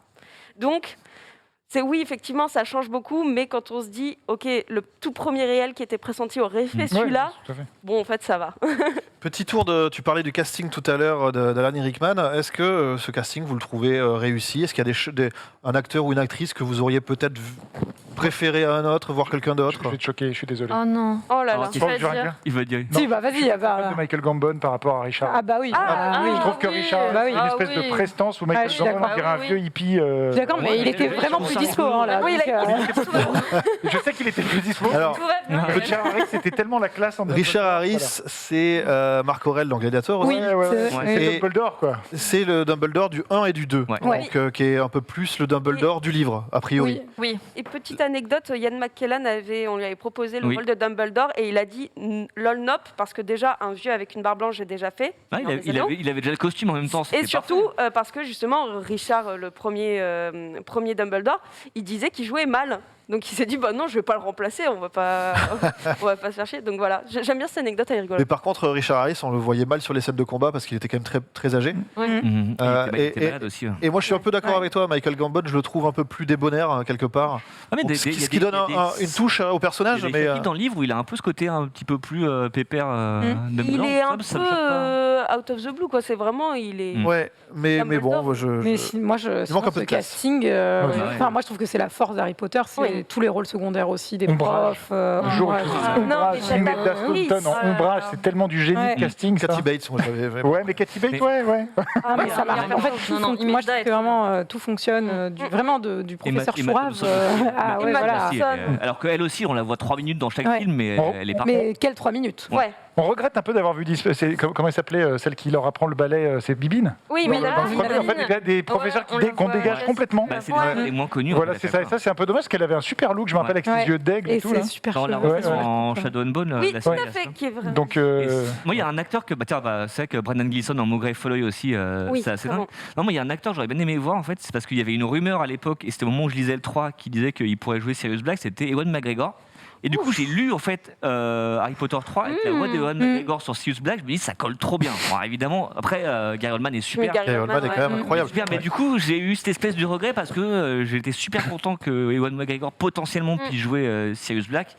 finalement ça s'est pas fait. Et il y a un truc qui est fort au niveau du casting, et c'est là où tu vois la qualité des directeurs de casting britanniques ou hollywoodiens, c'est que sur aucun des gamins ils se sont plantés. Ouais. C'est-à-dire qu'ils les engagent au début, tu peux te dire en fait je vais tomber sur une vieille quiche et en fait il va falloir traîner pendant le film. Ça surjoue un peu au début. Ouais, hein. mais bon, c'est des enfants, Ils sont enfants et tout ça, mais en fait, au fur et à mesure, ça devient tous des comédiens ultra bons. Quoi. Mhm. Et en fait, il n'y en a aucun qui est à côté de la plaque. C'est vrai que Malfoy sur le 2, quand ils sont dans la librairie, mais ils surjouent à Oui, mais ils ont 10 ans à Non, mais cet voilà, âge-là. je suis d'accord. De toute façon, mais c'est vrai que les enfants jouent pas C'est forcément. pas 100% régulier sur toute la saga, mais à terme, c'est vrai qu'ils sont quand même plutôt bien. Moi, j'ai un petit mouet sur Lupin. Ah bon? Ouais. J'ai pareil, je l'ai pas du tout imaginé comme ça. Moi non plus, je l'imaginais pas comme ça, c'est marrant. Et du coup, je suis pas hyper fan de la proposition. Voilà. C'est le seul sur lequel j'ai un petit mouet. Par contre, Kenneth Branagh en Lockhart, c'est vraiment genre, je pense, le truc le plus parfait du monde, puisque en fait, je pense qu'il joue son propre rôle. Là, Ce qui est con, c'est que Hugh Grant a refusé le rôle alors qu'il aurait. Ça aurait été pas. Ça aurait été bien aussi. Il aurait été Pour le coup, ça incroyable. aurait été pas mal, ouais. En fait, c'était entre les. En fait, c'était la. Il a dit que ça le saoulait. En plus, il a dit Kenneth Branagh a été nommé au Golden Globe, donc heureusement que ça m'est pas arrivé. Mais je crois que c'était le moment où Hugh Grant il était entre sa période genre jeune premier romantique et sa période un peu cynique de genre pour un garçon. Et je pense que lui-même en avait marre, il savait pas trop ce qu'il voulait et du coup il a refusé ce rôle-là. Kenneth Branagh étant le roi du cabotinage, je pense qu'il avait pas meilleure place que dans ce rôle-là. Il y a un casting qui est super, un des personnages super choisis, c'est Jason Isaacs. Il est en second rôle, mais qui joue Lucius Malfoy. Et en fait, il le joue parfaitement bien. C'est-à-dire le gars méchant, mais en même temps, c'est une petite merde au passage quand même. Et non, mais c'est vrai, chaque fois, il est dans l'entre-deux qui est hyper dur à jouer. Et puis un aussi qui était d'une évidence folle, c'est quand elle a été choisie, c'est Maggie Smith en McGonagall. Et en même temps, qui d'autre pouvait le faire?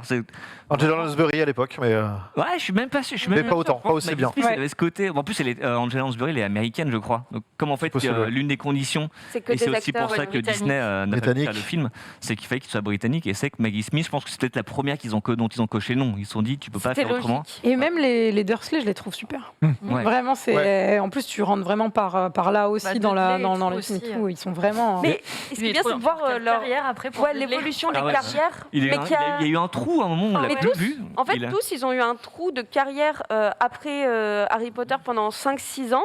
Et puis là, justement, donc l'acteur de Dudley qui maintenant explose, qui était dans The Queen's Gambit, il me semble, non? Le jeu de la reine. Bon.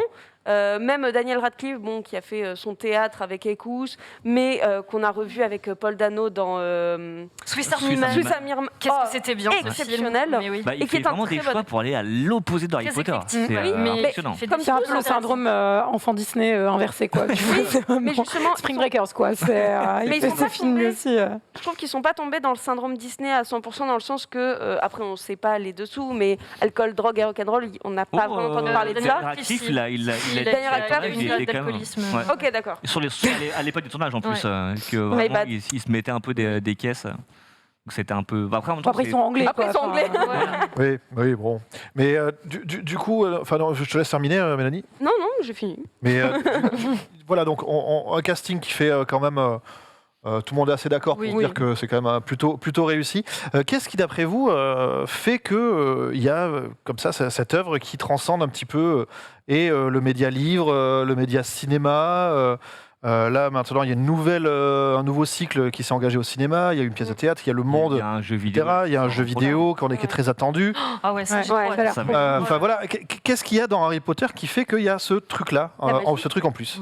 La magie. C'est ce que tu disais aussi sur genre tu voyais un peu ton collège, tout ça. Je pense que tout le monde se reconnaît d'une façon ou d'une autre dans cette histoire, alors qu'on est a priori aucun de nous n'est sorcier, on n'est pas anglais, c'est pas du tout. Oui, mais qui n'a rêvé d'être un sorcier ou une sorcière, d'aller dans une école avec plein de gens et d'apprendre des sorcières. Et puis il y a un peu cette métaphore de tu n'as pas l'impression de ne pas être à ta place, c'est pas normal parce qu'en fait tu as des pouvoirs extraordinaires et donc tu es différent de tout le monde et forcément. Et au-delà de ça, c'est une histoire ultra universelle aussi d'amitié. Enfin, ça te pose aussi question par rapport à ta famille, à qui tu veux ressembler, comment tu grandis, qui tu es. Enfin, je pense que ça, c'est un espèce de shaker aussi à choses que tu peux ou dans lesquelles tu peux te retrouver, mais aussi de toutes les bonnes histoires entre guillemets, même dans le parcours du héros. Il y a le voyage du héros aussi. Il y a le schéma connu du voyage du héros qu'on retrouve dans Le Seigneur des Anneaux, dans Star Wars. Oui. Après, mais là, Joseph Campbell, c'est aussi très particulier, mais en tant que scénariste, du coup, moi, c'est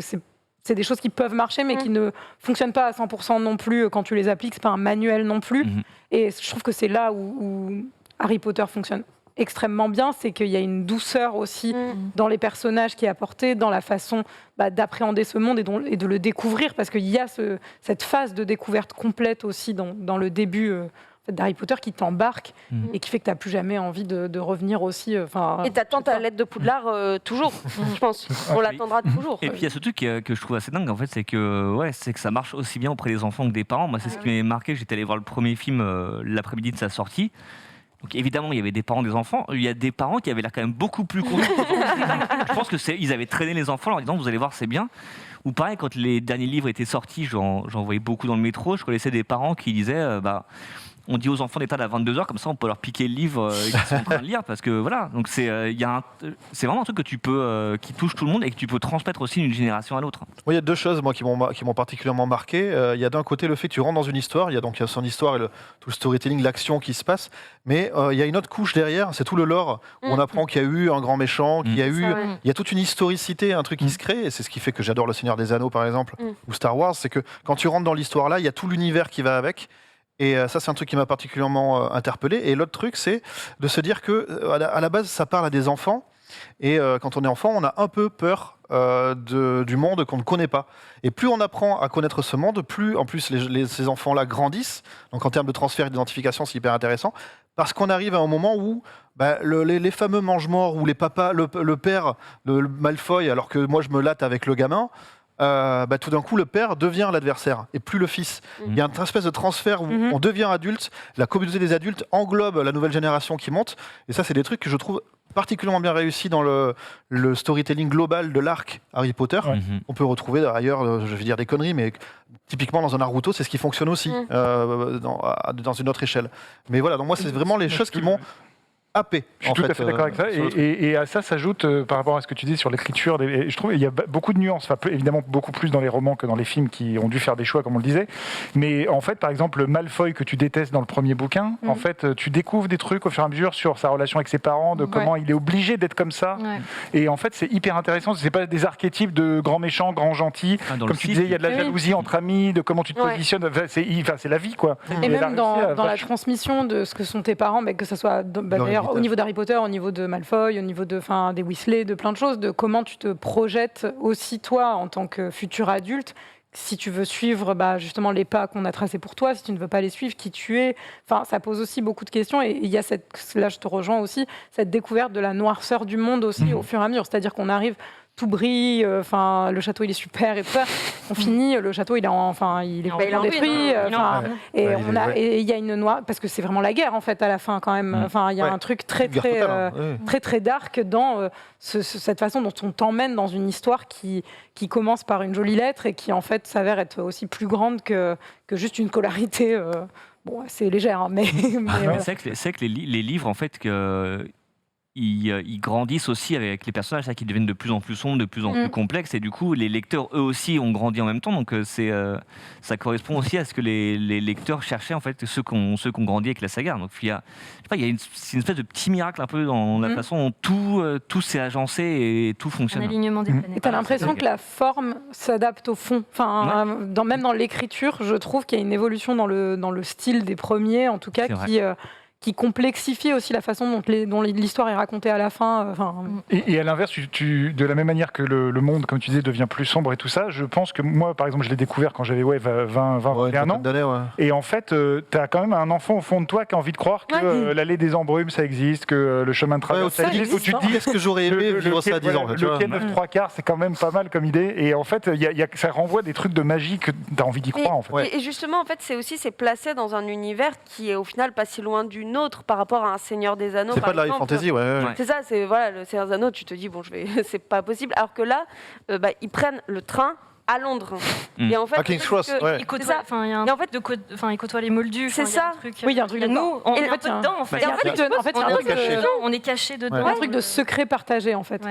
Comme s'il y avait une couche de la réalité que tu ne voyais pas aussi. Et du coup, ça le rend plausible. Tu dis, parce qu'on le voit pas, forcément, ça n'existe pas. Et eux, tu vois, ils ont pas cours de maths, ils ont cours de défense contre les forces du mal, tu vois. Et du coup, ils sont nuls en maths. Ils sont nuls en maths. Il n'y a aucun comptable chez les sorciers, ça je peux vous le dire. Ce qui est très fort, c'est que ça marche aussi pour les... C'est Wingardium Addition, non? Mes petits frères et sœurs. Ils prennent le train aussi. Le crâne avec... Non, je Non, mais justement, je me posais la question. Avec Harry Potter. Bien sûr. Ouais. Je me posais la question de est-ce que les nouvelles générations connecteront autant. Ouais, ils sont là. Alors, pour le coup, la seule limite, et peut-être la limite netflixienne qui met une saison de série en même temps, c'est qu'en fait, ils peuvent enchaîner les 8 films en un week-end si ils regardent. Nous, il y avait quand même cette attente aussi de se dire le Harry Potter, le Harry Potter de l'année, c'était un vrai événement, quoi. Et c'est pour ça que je pose la question, c'est plutôt par rapport aux animaux fantastiques aussi. Où moi, par exemple, j'ai été très déçue par les animaux fantastiques. Je trouve que il y a des très bonnes idées, mais ça n'exploite même pas, je trouve, le quart de ce que ça pourrait faire. Et du coup, je me demandais si aussi... Enfin, j'ai pas l'impression qu'on attende autant les animaux fantastiques que ce qu'on attendait les Harry Potter à l'époque. Je sais pas si le prolongement il se crée. Tu me fais justement une transition parfaite, puisqu'il nous reste une dizaine de minutes en gros sur ce sujet Harry Potter, et j'allais essayer de nous inscrire dans le présent ou dans la projection vers le futur. Et donc la transition est très bien amenée. On a 2 films à date sur les animaux fantastiques. La bande-annonce du 3 est sortie hier ou avant-hier. Voilà, on a plutôt quelque chose qui est un peu déceptif, mais une persistance de l'univers. Alors, toi, on a compris que tu étais plutôt déçue, Julie. Oui, mais je trouve qu'il y a des super idées. Vraiment, il y a des trucs, tu fais putain, c'est trop bien. Mais en fait, je trouve que ça démarre pas, en fait. C'est comme si le coup de pédale était mal donné, et pourtant, les acteurs sont super. Enfin, j'ai rien à reprocher.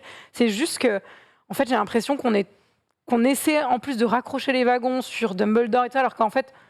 franchement, affranchissez-vous de tout ça. Enfin, tant qu'à faire un truc qui s'est passé bien avant, pourquoi avoir... Ou alors... Oui, les 4 fondateurs, ça aurait peut-être été plus sympa. Oui, enfin, je sais pas. En tout cas, je trouve que ça choisit pas son camp. On voulait faire un truc différent, et en même temps, on le raccroche quand même, on peut pas s'en empêcher. Et donc, du coup, tu fais... En plus, ça se sent vachement, encore plus dans la bande-annonce. Parce qu'autant le premier... J'ai pas vu avant la dernière, là. Autant dans le premier, il y avait des nouveaux personnages vraiment. Dès le 2, ils te mettent Dumbledore. Ouais. Alors, Jude Law en Dumbledore, par contre, super idée. Trop bien. Mon choix. Et après, là, tu vois, dans le 3, c'est un peu, quand tu vois la bande-annonce, c'est en gros donc, le nouveau méchant, le méchant maintenant joué par Mads Mikkelsen, encore une super idée. Grindelwald. Et là, on nous dit Dumbledore pour l'affronter, il va réunir ses potes et il va les envoyer. Et c'est là qu'il te rapporte, il te ramène Eddie Redmayne, mais t'as l'impression qu'eux, ils savent plus trop quoi en faire. Parce que finalement, c'était leur héros, mais ils se disent qu'il vaut mieux quand même des personnages que les gens connaissaient d'abord. Et du coup, ça a l'air un peu compliqué à goupiller tout ça. On dirait les derniers jeux, je dirais Resident Evil. Ah ouais, c'est ça. Il y a une proposition qui est complètement autre.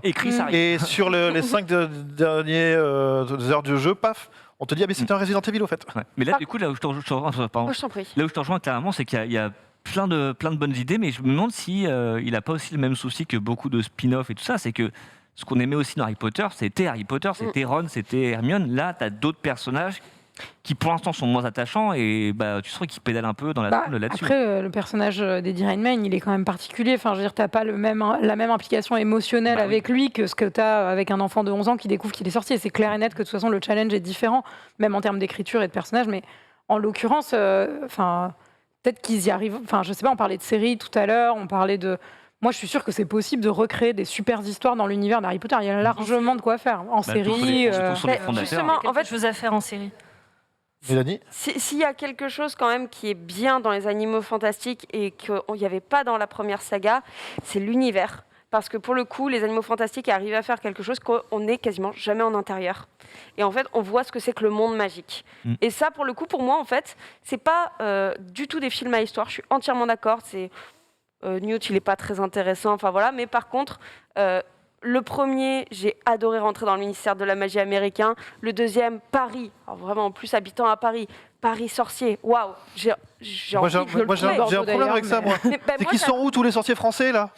Mais il y a toujours dit qu'il y avait à Beaubaton, je crois qu'ils viennent de Beaubaton. Justement, et on les voit pas. C'est-à-dire, t'as des Anglais qui arrivent pour régler des trucs sur le territoire français, et t'as pas les sorciers français qui débarquent. Il y en a quelques-uns, mais effectivement, il y en a pas des... Alors, je suis d'accord que sur l'univers... Non, les personnages, je suis d'accord. J'ai vu ce film. Mais moi, c'est juste le côté univers, dans le sens qu'en fait, on est en extérieur, et que même voilà quand dans le premier il y a le gros monstre qui va dans Central Park, tout comme ça. Mais en fait juste ça, moi c'est pour ça que vraiment c'est devenu, c'est pas un film, enfin celui-là le troisième, je l'attends, je vais aller le voir bien sûr sûrement le jour de la sortie, juste pour me dire donnez-moi de l'univers Harry Potter parce qu'actuellement j'ai juste envie de ça, mais je veux pas du tout l'histoire, je m'en fiche, juste donnez-moi de l'univers, surtout que là ça se passe, j'ai l'impression en Asie. Ouais, j'ai l'impression aussi. Mais le monde magique nazi, mais bien sûr. Il y a juste un truc, c'est qu'il y avait les Animaux Fantastiques, après il y a eu les Animaux Fantastiques avec un sous-titre, et là il y a les Animaux Fantastiques en tout petit et Dumbledore en gros. Quand même. Ah oui. Mais- Harry Potter et... Julie, tu dis... Mais non, mais là, moi, enfin, tu vois, tu dis que t'aimes beaucoup les extérieurs et tout ça, et oui, c'est très joli, c'est très cool et tout. Mais moi, je trouve ça un peu gadget en fait. C'est genre Harry Potter à complètement. Central Park, Harry Potter à Paris, Harry Potter à. mais de ouf. T'as l'impression que c'est un peu Martine, quoi. Tu vois. Fond du ski. Et alors que ce que j'aimais moi dans Harry Potter aussi, Faut pas le prendre c'était comme Harry Potter, de toute façon. c'était Poudlard. Oui, non, mais c'est quand même l'univers aussi. Bien sûr. Enfin, Mais mais là où tu vois que c'était. c'est loupé. En tout cas, en l'occurrence, moi, ce qui me plaisait, c'était aussi d'avoir des lieux de rendez-vous. C'était d'aller dans la salle commune, c'était d'aller dans les grands banquets, dans les. Enfin, je trouve qu'il y avait. C'est ça. Et en fait, tu retrouves aussi les gens de cette même façon. Et le fait justement de multiplier un petit peu comme des licences de l'effet Martine, je trouve que c'est là où moi tu me retrouves pas. Enfin, l'équilibre est pas assez Mais fin en tout cas entre les deux. C'est pour ça qu'il y a les Harry Potter et les Animaux Fantastiques qui au final n'est pas un livre, c'est inspiré. C'est ça le défaut aussi. Hein. Voilà. C'est J.K. Rowling qui est au scénario, il me semble, dans les 2 premiers Animaux Fantastiques, et qu'elle n'était pas genre toute seule au scénario dans les Harry Potter. Et que écrire un livre, c'est pas écrire un scénar, et c'est 2 boulots qui sont très différents et très difficiles. J'ai une dernière question, je ne vais pas vous demander si vous comptez aller voir le film, parce que j'imagine qu'en tant que professionnel et fan d'Harry Potter, vous allez forcément aller le voir le jour où il va sortir. Non, j'avais comme ça, moi j'ai regardé en préparant l'émission, il y a un YouTuber qui s'amuse, américain, je crois que j'en avais déjà parlé, qui s'amuse à refaire des castings, genre 20 ans après. Et il avait fait comme ça, il a fait tous les X-Men, tous les trucs, enfin, je vous encourage à le voir le jour où j'aurai retrouvé son nom, bien sûr. Et, le chat en a parlé tout à l'heure, je crois. Ah bah parfait. Et là, il s'était positionné comme, et si on faisait une série télé aujourd'hui, 20 ans après, on reprend Harry Potter, on fait une série télé, ce qui laisse le temps de peut-être voir d'autres choses et pas que le point de vue de Harry, etc. Est-ce que c'est un truc qui vous intéresserait ou donc c'est une série télé de 20 ans plus tard. Ouais, non, vraiment, ce serait on reboot quoi. On reprend depuis le début. Moi, je préfère un truc sur les fondateurs de ça. En tout cas, ou est-ce qu'on fait des fondateurs, on creuse l'univers, ou est-ce qu'un reboot en série, ça vous plairait? Le format série, complètement, ça s'y totalement pour l'univers Harry Potter, c'est tellement riche, il y a tellement de choses à faire. C'est bizarre qu'ils ne l'aient pas fait. Je crois que c'est en discussion. Ils sont en train de le faire sur le Seigneur des Anneaux, donc ils le font sur c'est en discussion quand même. Ça m'étonnerait qu'ils nous sortent pas une série. Mais pas reprendre l'histoire d'Harry Potter. Je pense que c'est une mauvaise idée de tenter un reboot dès maintenant. Faire un préquel ou un sequel, mais un truc vraiment, un truc très pas refaire la fondation de Poudlard. Mais pourquoi pas sur la génération des parents? En fait, en fait, le truc, il est déjà là. Sur les maraudeurs, parce que tu sais, on parlait du jeu vidéo qui va sortir l'an prochain, et apparemment, le jeu, ça se passe genre il y a 2 siècles, et tu joues, en fait, tu incarnes un élève de Poudlard. Le truc a l'air super bien, alors qu'il n'y a ni Harry Potter, il y a bien sûr, c'est pour ça que je pose la question. C'est Star Wars faisait ça avec les divers étendus. Sur une série comme ça marcherait bien. La vraie difficulté, ça rejoint un peu l'opposition de point de vue. Et moi, j'aime pas beaucoup les Animaux Fantastiques non plus, parce que en fait, tout va dépendre de l'écriture. Et en fait, Harry Potter, pourquoi on est autant attaché, pourquoi ça marche, c'est parce qu'en fait, il y a un super univers, mais tu rentres à travers des personnages auxquels tu tiens. Tu t'attaches. Et tu t'attaches. Ils sont intéressants, ils te ressemblent, machin. Moi, je me rappelle quand j'ai vu les Animaux Fantastiques. En fait, tu fais putain, l'univers, il est canon. Hein. Mais alors, l'autre, il peut mourir au bout d'une minute. J'en ai rien à faire. Et c'est un peu ça le problème. Donc s'ils arrivent à faire les fondateurs et que tu t'attaches à eux, pourquoi pas. Par contre, si c'est juste pour nous dire, regardez, on a de la CGI, on sait faire des trucs, on sait que vous savez faire des trucs. Par contre, racontez-nous une histoire qui nous intéresse. Donc c'est toujours ça. Écrire, hein. Voilà. Donc l'écriture, on en revient toujours à l'écriture. Toujours l'écriture. Donc voilà pour comment Allociné a célébré, en tout cas en live, et le stream, les 20 ans de Harry Potter au cinéma. L'an prochain, on vous donne rendez-vous pour les 21 ans. Les 20 ans de l'épisode 2. Non, les 21 ans du Seigneur des Anneaux. Voilà, on fera une émission spéciale. Ce sera à peu près au moment où la série télé va sortir. Oui. Évidemment, c'est ce qui nous a fait faire ce choix-là cette année. Les 20 ans et demi. Les 20 ans, 20 ans 3 quarts. Voilà. En attendant, merci beaucoup à toutes et tous pour ce petit tour de l'univers des sorciers. Et on va enchaîner en donnant la parole à Mégane. C'est le moment du journal des sorties. Tu dis que tu joues à la Wii depuis. On dirait d'ailleurs, je comprends pas comment avec les jeux Harry Potter, ils n'ont pas fait une extension de Wiimote qui ressemble à une baguette. Moi j'avais testé un truc de Xbox comme ça où c'était les premières caméras comme ça où vraiment tu jetais des sorts comme ça faisait un peu mal au bras au bout d'un moment. Avec la Kinect. Ouais, avec la Kinect. J'ai l'air de chef d'orchestre plus ça, mais je pense. Exactement. Mozart. J'aurais dit Louis de Funès, mais ouais. Merci. Je vais laisser la parole à Mégane. Plaisir. Mégane, les 5 incontournables des vacances. Alors pour ces 3 prochaines semaines, donc pour les vacances, les 5 plus grosses sorties que j'ai sélectionnées, il n'y aura pas de grosses surprises. On commence avec Spider-Man, No Way Home. Enfin. Voilà. Troisième volet de la trilogie avec Tom Holland, voilà, donc, qui vient clôturer ces trois aventures de Spider-Man. On sait qu'il y a eu des avant-premières. Est-ce que vous aviez des collègues qui y étaient ou comme ça? Alors moi je l'ai vu il y a 2 semaines. Moi, Ça fait 2 semaines que je joue au ni oui ni non. Ok. Il est temps que ça se termine. Formidable. Et moi, je l'ai vu ce matin. D'accord. Ouais. Donc voilà. Donc c'est voilà, la jalousie est là. Est-ce qu'on a envie de le voir, Johan? Oui, étonnamment. Alors là, je suis rarement comme ça sur un Marvel. Ouais. Et pour une fois, ouais, parce que j'aime. Enfin, En je plus, trouve que multivers. Voilà, oui, alors il y a le multivers, c'est dommage, mais le tandem Tom Holland Zendaya fonctionne super bien. Donc Ouais. juste pour les retrouver eux et puis avec leur pote, je sais plus comment il s'appelle le comédien. Ned. Voilà, Ned, le trio fonctionne vachement bien. Donc ouais. Pas tant pour les méchants et le multivers que pour les retrouver eux. Pour retrouver les personnages, encore une fois, les personnages. Mégane, je te demande pas du coup, puisque tu l'as vu, Oui, je l'ai vu. tu as le droit d'en parler? Ouais, l'embargo en fait depuis la fin de la production ce matin, c'est bon. Sans nous spoil, J'ai aimé. t'as aimé. Tu nous conseilles d'y aller. C'est tout ce que je dirais. Oui. Tu nous conseilles d'y aller. Juliana. Moi, Spider-Man, c'est mon super-héros préféré. Ouais. Donc, toujours partante pour aller voir un Spider-Man. Et puis, en plus, je vois Docteur Octopus derrière toi. Ouais. Voilà. Je suis partante. Tu es partante. Mélanie. Et bah, le contraire exact de Juliana, c'est que moi, j'aime pas Spider-Man de base, sauf depuis qu'il y a Tom Holland que je trouve exceptionnel. C'est marrant. Ah bon Vraiment, j'ai c'est étonnant, détesté ça. Tobey Maguire. C'est vrai. Ah, Et- je te jure. Ah, mais quand je Et disais aucun j'adore film Spider-Man, non plus c'était de Non, moi, je parle des films. des comics. Oui, non, Oui, des ah non, personnages. les films, c'est cool. Juste un petit truc, s'il j'adore, vous plaît, sur le chat. Tobey Si Maguire. vous avez des infos, des spoils, Ah ouais, machin, ouais. fermez vos gueules, vraiment. Allez pas gâcher le truc à tout le monde. Je pense que t'allais le dire gentiment. Voilà, donc est-ce qu'ils sont là, est-ce qu'ils sont pas là? Le dites pas si vous le savez, on veut pas le savoir. C'est hein. pas tant le principal intérêt, parce que Et les modos, merci d'effacer s'il y a des je conneries. rejoins Mégane, c'est que le film, moi je l'attendais autant que je le redoutais le film, parce que je me dis, vu ce qu'ils promettent, ça peut être un bordel et ça peut être complètement inconséquent. Et en fait, non, moi j'ai vraiment aimé le film aussi parce que ça rejoint ce qu'on disait tout à l'heure, en fait, il y a une vraie évolution du personnage Ouais. de Tom Holland, il y a des vrais enjeux émotionnels, ce qui n'était pas forcément ce que tu attendais d'un Spider-Man ou même d'un Bah film oui. Marvel. Et sur ce plan-là, ça marche bien. Tu sens que voilà, ils ont réussi à faire quelque chose de bien avec leur concept qui est un peu casse-gueule. Il y a une vraie maturité et pour moi, c'est le meilleur des trois. Ah oui, Ouais. largement. Bon, bah, Et alors, au-delà de ça, il mais faut préciser que ce film est important parce que West Side Story de Spielberg s'est pris un mur au box-office US, c'est une catastrophe Pourtant, c'était industrielle. pas gagné de base. 10 mais 10 millions c'est- de dollars ouais. premier week-end, c'est une catastrophe industrielle. Ah et en oui, fait, mince. il y a même les genre Paul Thomas Anderson, le cinéma d'auteur, qui disent Spider-Man, on espère qu'il va ramener les gens en salle. Mm. C'est Ah, un film non, c'est cool. important aussi pour que les gens reviennent vers les salles obscures. Là, il y a déjà Mais- 250 000 places qui ont été prévendues Ouais. en France. C'est Donc la- on sait Mm. qu'au moins, Record. il y aura Ouais. un bon démarrage. Aux États-Unis, pareil, il bat déjà des records. Donc ça va partir en flèche. Et après, j'espère qu'avec le bouche à oreille, ça va se maintenir. Mais au-delà de ce Spider-Man, moi, celui que j'attends vraiment, c'est celui d'animation. Oui, bien sûr. Ah oui, le les images. Across the Spider-Verse. Ouais, Ça va être incroyable. C'est en ça. octobre, ouais, ça va être ouf. tellement hâte. Sur MyCanal. Bah, on en parlait un petit peu tout à l'heure, c'est Dexter New Ah bah. Blood, donc sur MyCanal à partir du 16.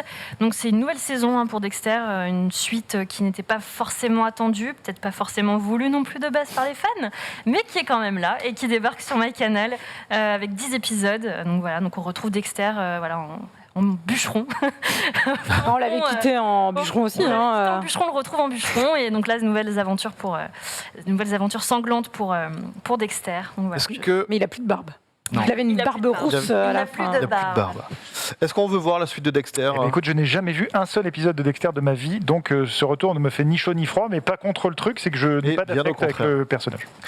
Mégane, tu J'ai jamais conseilles? fini la série, donc je... Ah bah t'as oui, c'est- Voilà, je crois que je me suis arrêtée à la saison 3, parce qu'après ça commençait vraiment à décliner, et j'ai totalement lâché. Ah bah la donc, 4 était très bien et Ouais. après ouais. C'est Trinity la 4 Ouais. Bon bah voilà. Faut regarder la 4. Du coup, Juliana, tu. Moi j'ai tout vu. Et t'attends la suite? J'adorais jusqu'au moment où on a dépassé la 4 et la 5 même avec le fils Hanks. La 5, vous pouvez faire office ouais. d'épilogue, ils auraient dû s'arrêter là. Exactement. Catastrophe, fin catastrophique. Donc moi en fait rien ne peut être pire que ce que j'ai vu il y a quelques années, donc pourquoi pas. Peut-être que ça va sauver le truc, quoi. Ouais, Oui, ça t'a apporté une meilleure conclusion. peut-être. Vu quelques épisodes, ça m'a jamais attiré. T'es pas une fan? Non. Max? Moi, en fait, pareil que Juliana, j'ai tout vu. Je trouve la fin foireuse. Et je me dis, bon, là, c'est quelques épisodes de plus. Et ouais, ça peut que être mieux que la façon dont ça s'était terminé, parce que c'était vraiment catastrophique. Il est sympa, il y avait un message dans le chat de Blood Atat, je sais pas comment on dit, qui disait Harry Potter, Spider-Man, Dexter, c'est bien, j'ai pas l'impression de vieillir. Oui, c'est un peu ça. Et ce n'est pas fini. Très années 2000. C'est un programme très 2002. Ah oui, parce qu'il y a un autre film qui va arriver. C'est vrai. Mais avant ça, petit tour sur Avant Netflix. ça, la petite nouveauté, et encore, c'est quand même adapté de bouquins qui sont plus anciens et puis de jeux vidéo. Voilà. La saison 2 de The Witcher, qui était très attendue, qui avait été longtemps repoussée à cause du Covid, mais qui arrive enfin sur Netflix ce vendredi. Donc 8 nouveaux épisodes pour le sorceleur, incarné par... c'est Geralt, pardon, mais qui est incarné par Henry Cavill. Donc voilà, saison 2 avec nouveaux enjeux, nouveaux monstres. Et oui. Vas-y. Non, j'allais dire que je trouve personnellement qu'elle est meilleure que la première saison. En fait, c'est le retour global que j'ai toutes les critiques. Moi, j'avais défoncé la saison 1 au sens littéral. J'avais pas défoncé, je m'étais pas. Non, j'avais cassé ma télé. Voilà, vous pouvez aller lire sur le Grand Pop si vous voulez ma critique de The Witcher. Après, vous y lirez commander du sel par palette si vous êtes fan. Donc, j'avais pas du tout aimé la saison 1 parce que j'aime beaucoup les livres et que j'aime beaucoup les jeux vidéo. Et du coup, j'avais vraiment eu beaucoup de mal avec ça. Et les critiques sont très positives en disant que on n'est toujours pas, mais ça va beaucoup mieux. Oui. Tu es assez d'accord avec Je suis d'accord avec ça. Johan? Il faut que je me motive pour revoir la 1, pour me remettre dans le truc de voir la 2. Mais il n'y a pas un récap au début. Il y aura un récap, parce que ça m'avait vraiment gavé, mais à un point... Juliana? Pas du tout vu la saison 1, mais moi j'avoue qu'Henri Cavill comme ça, pourquoi pas. Mais si ça dépend. Si tu me dis que c'est pas très bien, mais qu'après c'est mieux, enfin je sais pas. Est-ce que j'aurais tout ce temps à consacrer à ça? Je ne suis pas sûre. La clôture de mon article, c'était si jamais vous voulez voir The Witcher, jouez au jeu, lisez les livres. Ouais. Là, c'était quand même je sais pas si j'ai assez de temps du coup pour jouer au jeu et lire les livres, mais Je suis très curieuse de savoir ce que tu as pensé de la saison 2. Mais là, j'ai Succession, c'est bon, j'ai un beau programme pour Noël. T'inquiète pas, il fait froid dehors, c'est parfait. Mélanie? J'ai découvert The Witcher 3 sur Switch il y a pas très longtemps. J'ai défoncé le jeu, je l'adore, il est exceptionnel. Mais Team Triss, donc j'aime pas vraiment la série, la saison 1. Donc j'espère que la saison 2 est quand même mieux. Donc on verra. Max? Écoute, moi je suis assez content de ton retour parce que je trouvais que la saison 1 en fait elle allait en s'améliorant. Donc, tu partais quand même d'un truc quand même très laborieux, puis en fait sur la fin tu disais il y a un potentiel. Donc si la saison 2 effectivement est meilleure, ça me donne encore plus envie de jeter un œil. Ils ont rectifié le tir sur certains problèmes qu'avait la première saison et, ce qui est et bien. on sent même que ça s'investit un peu plus, ça joue mieux et ça veut dire qu'ils ont changé Yennefer. Tu sens qu'Henry Cavill est un grand fan des jeux. Ouais. Et il est très investi sur le tournage. C'est un peu genre le prof sur le tournage et qui va veiller au décor, au machin et tout. Et pourtant, j'avais pas trop aimé la première saison non plus. Et je trouve qu'il y a quand même une nette amélioration. Ah, c'est cool. Ok, cool. Tant mieux. Donc on te disait tout à l'heure, on n'a pas l'impression que les années passent. Donc là, on retourne en 2002. Et là, au cinéma, à partir du 22 décembre, le 4e Matrix Résurrection, avec son nom très, très évocateur. Donc voilà, on retrouve Neo, on retrouve Keanu Reeves. Trop belle affiche. Et avec une affiche magnifique. Voilà. On replonge dans la matrice. Vous l'avez vu ou pas? Moi, je ne l'ai pas vu, personne. Tu l'as pas vu? Ça n'a pas encore été montré, je crois. Ça n'a pas encore été montré. Du coup, est-ce que tu as envie de le voir? Je suis un grand défenseur de la trilogie. Okay. Il y en a pas beaucoup. Pareil. Voilà. Et donc, en fait, j'ai très envie, en même temps, j'ai peur. Donc, je sais pas. Voilà, mais j'ai peur qu'il gâche ce que j'ai bien aimé. Et en même temps, Keanu Reeves, il est tellement... Keanu Reeves. Keanu Reeves, on est content de retrouver Neo. C'est le meilleur homme sur Terre, je pense. À défaut d'être le meilleur acteur, au moins il a un vrai truc.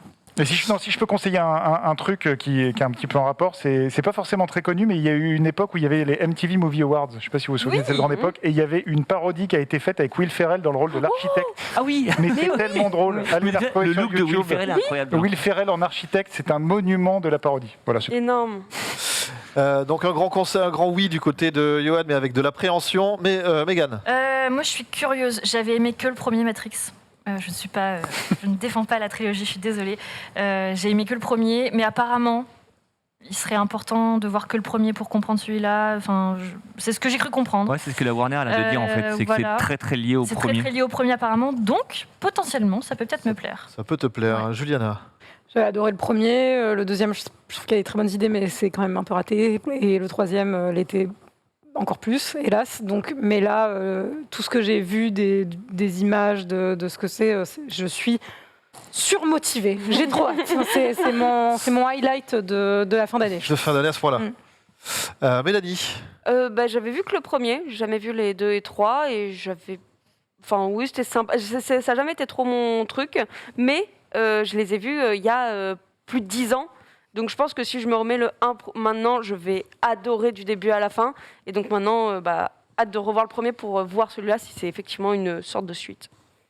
Max. Moi je suis super chaud. Le 1 c'est peut-être un de mes films préférés, voire mon film préféré. J'avais pris une claque monumentale quand je l'avais vu en salle, mais je l'ai revu en salle il y a 2-3 ans et pareil.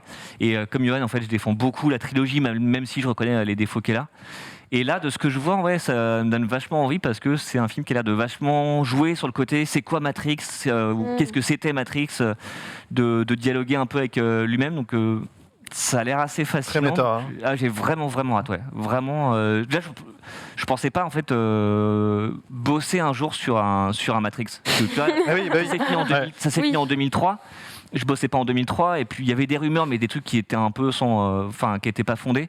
Et là me dire un Matrix sort et je vais bosser dessus, déjà ça me fait quelque chose.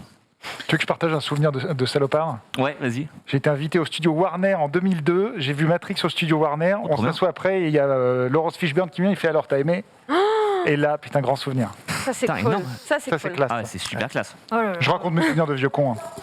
Je vais partir. D'ailleurs, depuis Laurence Fishburne n'a pas été rappelé. Tu pourrais écrire un bouquin. Mais ça, c'est un super souvenir de tournage, tout ça, tu pourrais écrire un bouquin. Tu m'étonnes, ça va être énorme. Sur Disney+. Dernière Sans chose, transition. sur trois prochaines semaines, c'est le livre de Boba Fett sur Disney+, à partir du 29 décembre. Donc voilà, c'est spin-off de The Mandalorian qui est centré sur le chasseur de primes Boba Fett et sa partenaire Fennec Shand. Voilà, donc on revient sur Tatooine. Qui ressemblera à un film de mafia, a priori, un peu. Mafia galactique. Ouais, c'est un peu mafieux, ouais. J'avais demandé si c'était la même équipe d'écriture comme Mandalorian. Ouais, normalement, oui. Il y a Dave Filoni et puis il y a comment il s'appelle ? Il y a Robert Rodriguez qui est producteur et qui réalise okay. aussi. Donc Cool, c'est toujours le même pool, le même crew avec des ajouts aussi, mais les têtes pensantes sont toujours là. Johan. Alors, très chaud parce que pendant longtemps, on a annoncé une série live Star Wars qui n'a jamais vu le jour, qui s'appelait Star Wars Underworld, qui racontait justement les dessous de la galaxie en mettant les Jedi de côté et les combats et la famille Skywalker, en racontant c'est quoi les bas-fonds de la galaxie. J'ai l'impression qu'on va enfin le voir. Ouais. En plus, moi, je suis plutôt team Boba Fett. Je sais qu'il y a des gens qui disent qu'est-ce qu'on nous emmerde avec ce personnage dont tout le monde se tape. Moi, j'adore Boba Fett. J'ai toujours adoré Boba Fett. Voilà, on s'en fout. Il y a la team, on s'en fout qui parle. Donc, très chaud. Et si en plus, ils peuvent expliquer comment il est sorti du Sarlacc, je suis très chaud. Moi, je pense qu'ils vont l'expliquer. Je crois que c'est prévu. Ouais. Quand même. Donc c'est un oui pour Megan, j'imagine. Tu as pu voir des épisodes tu peux Non, pas dire, pas sur les séries Star Wars, on n'a pas de rien. Non. Okay. Juliana. Moi, c'est la même équipe. J'avais beaucoup aimé Mando. Tout va bien. Je suis très contente. J'attends. Ça marche, Mélanie. J'aime prendre tout ce que dit Juliana et dire le contraire. Moi, j'ai pas du tout aimé Mandalorian. Okay. Vraiment. Esthétiquement, oui, mais j'ai détesté l'histoire. Donc, j'attends énormément cette série en me disant peut-être que ce sera bien cette fois. Et surtout, il y aura plus gros goût. Désolée. Tu quittes ce plateau. J'aime pas gros goût, désolée. Par contre, écoute, j'aime bien ce que dit Johan sur le truc de Star Wars Underground. J'avais pas pensé à ça, mais ça me donne envie. Et Boba Fett aussi, j'aime beaucoup. J'ai juste la crainte que, comme c'est un personnage qui a posé beaucoup sur du mystère, que en fait on pète tout le mystère. Parce que c'était, j'avais assisté à une conférence de Joe Johnston, le mec qui a réalisé Jumanji, qui est le créateur de Boba Fett, et il disait que lui, il ne voulait pas faire de film sur Boba Fett parce qu'il disait, si tu fais un film, t'es obligé de le démasquer, et or il faut pas faire ça du tout avec le personnage. Donc j'espère que la série va le faire mentir sur cet aspect-là. Mais en tout cas, oui, toujours c'est Star Wars, j'ai très envie de voir. Mégane, je me retourne vers toi. Oui, en bref, très rapide, les autres sorties. Je vais juste faire un listing. Au cinéma, le 29 décembre, on a enfin Kingsman, première mission. Très attendu aussi ce film, ça fait un petit moment qu'il est repoussé. On a ensuite Belle, un superbe film d'animation de Mamoru Hosoda, qui avait fait Mirai, ma petite sœur, et Les Enfants Loups notamment. Je l'ai vu et il est super ce film, donc allez le voir s'il vous plaît. 29 décembre aussi au cinéma. Et la bizarrerie islandaise Lamb avec Noomi Rapace. Très bon film aussi, film de genre, avec Petit Mouton. Lamb, voilà, c'est pour Noël, c'est un très bon film de genre qui sort le 29 décembre. Sinon, sur Netflix, le 15, on a le nouveau film de Paolo Sorrentino qui sort. C'est celui qui avait fait La Grande Bellezza notamment. Donc là, La main de Dieu, 15 décembre, avec un Timothée Chalamet italien en premier rôle. Voilà, très beau film aussi de Sorrentino. On a le 22 décembre la saison 2 de Emily in Paris. Donc là, on retrouve Emily plus parisienne que jamais. Voilà. On retrouvera les clichés et tout. Non, je déconne. Tout ce qui faisait le set d'Emily in Paris. Le 22 décembre. Le 24, un très très grand film, incroyable. S'il vous plaît, regardez-le. Ça s'appelle Don't Look Up. C'est le nouveau film d'Adam McKay avec un casting incroyable. DiCaprio, Meryl Streep, Jonah Hill, Jennifer Lawrence, Chalamet, Ariana Grande, Kid Cudi, Kate Blanchett. Enfin, voilà. Voilà, c'est ça. Ils ont tiré des noms au sort. C'est un film génial. Génial, brillant, brillant, écriture, mise en scène, tout, costume. C'est extravagant, c'est drôle, c'est pertinent. On rit jaune, on rit jusqu'à ce qu'on n'ait plus envie de rire. C'est un coup de poing dans la tronche et c'est un film qui parle d'urgence climatique sous couvert d'ironie, d'humour et de sarcasme. C'est un très beau reflet très sale reflet dans le miroir qu'on se prend dans la tronche. Donc c'est un super film. Don't Look Up sur Netflix le 24 décembre. C'est bien pour les fêtes de Noël. On a aussi le 31 décembre The Lost Daughter. C'est le premier film de Maggie Gyllenhaal, la sœur de Jake. Donc premier film avec Olivia Colman, qui est un superbe film aussi à voir le 31 décembre. Ce jour-là aussi sur Netflix, on a la saison 4 de Cobra Kai, voilà, pour les fans de Karate Kid. Voilà, série qui est très populaire sur Netflix, donc là c'est la saison 4. Sur Prime Video, à partir du 21 décembre, on a un film un peu bizarre, mais avec un très beau casting aussi. C'est Being the Ricardos avec Nicole Kidman et Javier Bardem, et c'est un film d'Aaron Sorkin. Donc au niveau de l'écriture, ça, il n'y a aucun problème. Et en fait, c'est un film biographique sur Lucy Ball et Daisy Arnaz. C'était les vedettes de la série américaine I Love Lucy, qui était un gros succès série dans les années 50. Et c'est l'une des séries qui a inspiré WandaVision dans les premiers épisodes. Donc voilà, il y a ce petit lien, si ça peut vous faire entrer dans ce film, parce que c'est vrai que c'est pas trop notre culture, ce genre de série américaine. Et sur France 2, le 20 décembre, on a Le Tour du monde en 80 jours, donc une nouvelle relecture de ce roman de Jules Verne avec David Tennant, un acteur qu'on aime beaucoup. Et ce sera sur France 2 et c'est une coproduction internationale. Donc, il y a de gros moyens. C'est une série qui avait été présentée à Cannes Série. Voilà, j'avais vu les 2 premiers épisodes là-bas et c'est vrai que c'est très ambitieux. David Tennant est toujours génial. La bande-annonce m'a donné envie. Ouais. Il y a ce petit truc. Il y a un petit truc, ouais. Il y a du charme dans cette série, ouais. Merci beaucoup, Mégane, pour toutes ces sorties. C'est sûr qu'il y avait des choix à faire avec tout ce qu'il y a. Je ne pouvais pas être exhaustive, je suis désolée. C'est normal. Je vous propose, il nous reste quelques minutes, d'enchaîner, 4 minutes 50, d'enchaîner avec le quiz de Noël, jingle. Quiz de Noël.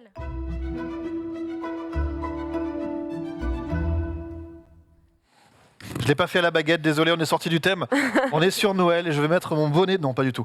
Alors, c'est Maxime qui a son beau t-shirt de Noël pour le coup. Vous jouez en équipe. Ça fait 2 points pour nous. Je rallume les buzzers. J'ai une série de descriptions à vous dire. Mais en fait, je crois qu'on a refait. Paul, tu me corriges, mais je crois que ce sont des commentaires. Voilà, c'est des critiques de films sur Allociné, donc des films qui sont plutôt bien, avec des critiques qui disent que c'est tout pourri, et des films tout pourris que des critiques elles disent que c'est trop bien. Trop bien. Et c'est que des films de Noël ? C'est que des films de Noël. Ah oui. Tu veux que c'est des critiques spectateurs ? Ouais. Oui, bien sûr, sinon c'est pas marrant. Vos lecteurs ont du talent, mon cher Elliot Sardé. Ça pourrait être des critiques presse, tu vois. Non, c'est vraiment des gens, des vrais gens. C'est des gens. Première question. Le film de Noël dans toute sa splendeur, plus indigeste que la fameuse... Love Actually. C'est non. Ça aurait été beau. Que la fameuse bûche à 10 plaquettes de beurre venue pour achever en fin de repas.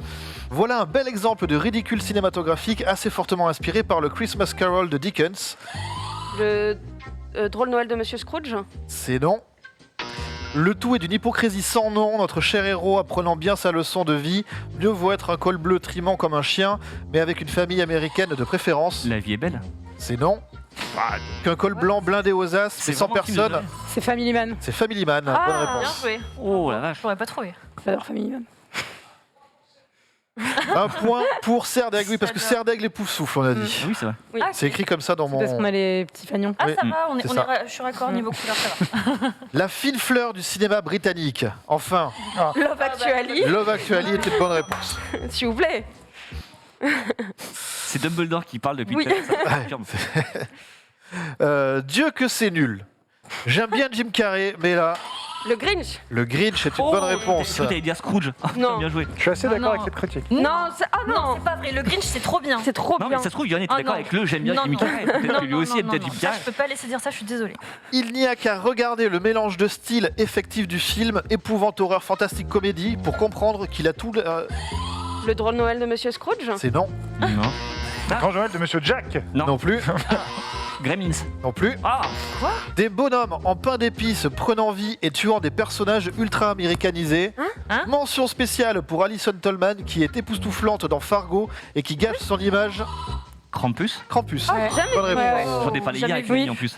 Jamais vu. Ouais, Moi, j'aime bien Krampus. c'est pas mal, mais c'est passé complètement C'est inaperçu. barré, quoi. En France, c'est sorti au mois de mai en plus, Ouais. donc il est un peu. On a voulu regarder ce film avec les enfants, 5 ans. Le soir de Noël, grosse erreur. Glauque, flippant, des fous armés de... Les Gremlins. Non plus. Ah. Des fous armés de haches qui s'entretuent. On a résisté une demi-heure. American Nightmare. Non. En se disant Pas Noël, ça. que ça allait devenir un peu plus gai. C'est quand même censé être pour les enfants. Mais on a dû se résigner à regarder un autre film. Grosse déception, surtout après les avis unanimement élogieux que j'ai pu lire. Inadapté pour les enfants. L'étrange Noël de Monsieur Jack. Non, Un truc avec une hache. Sleepy Hollow. non plus. Ah, c'est pas à Pour les Noël. enfants. Fou armé de hache. C'est pas à Noël en plus. Non, c'est pas Noël, mais bon. Mais oui, tu ça dis- pourrait. Tu pourrais dire un film de Noël. Klaus. C'est Klaus, Mais bonne oui, réponse. avec Mais oui, avec super film. Si vous avez Ah pas oui. vu, méga Eh film ouais. d'animation. C'est que vous pouvez génial. voir. Mais Ah, j'avoue, Vraiment. pour les petits, ça peut faire un petit. Oui, Ouais. parce que Smearensburg, l'île où il est, c'est assez. C'est assez Un peu glauque. flippant. Alors, voilà, je suis désolé, Mais j'en bon, avais ça 5 peut autres. On s'en fout. J'en avais 5 autres, mais le temps passe, hein, il nous reste plus On que a 50 secondes. Je crois. Vous avez donc gagné le quiz de Noël. On garde les autres pour Noël prochain. Et oui, oui, oui. Donc félicitations. Merci beaucoup à toutes et tous d'être. Vous êtes rendus. Vous êtes. Ouais, aujourd'hui c'est cool. Voilà, bravo d'avoir été là. Parce que la vie, tu vois. des Voilà, fois, c'est dur. C'est bien. Merci beaucoup à Chloé et Mallory à la technique. Merci à Paul pour l'écriture de l'émission. Merci à toutes et tous de nous suivre régulièrement sur Allociné l'émission. Merci beaucoup Mélanie, Juliana, Megan, Johan et Max. On se retrouve l'an prochain, donc le 4 janvier, le mardi 4 janvier, pour une spéciale débrief de Spider-Man et Matrix. Rien que ça. Donc voyez-les pendant les vacances, allez au cinéma, regardez sur Netflix, regardez sur toutes les plateformes, etc. comme Amazon et les autres. À ciao, bon mardi. Juste après, c'est le before, le récap, et je vais finir ma phrase pile au bon moment. Salut et bonnes vacances. Bonne fête. Bonne fête.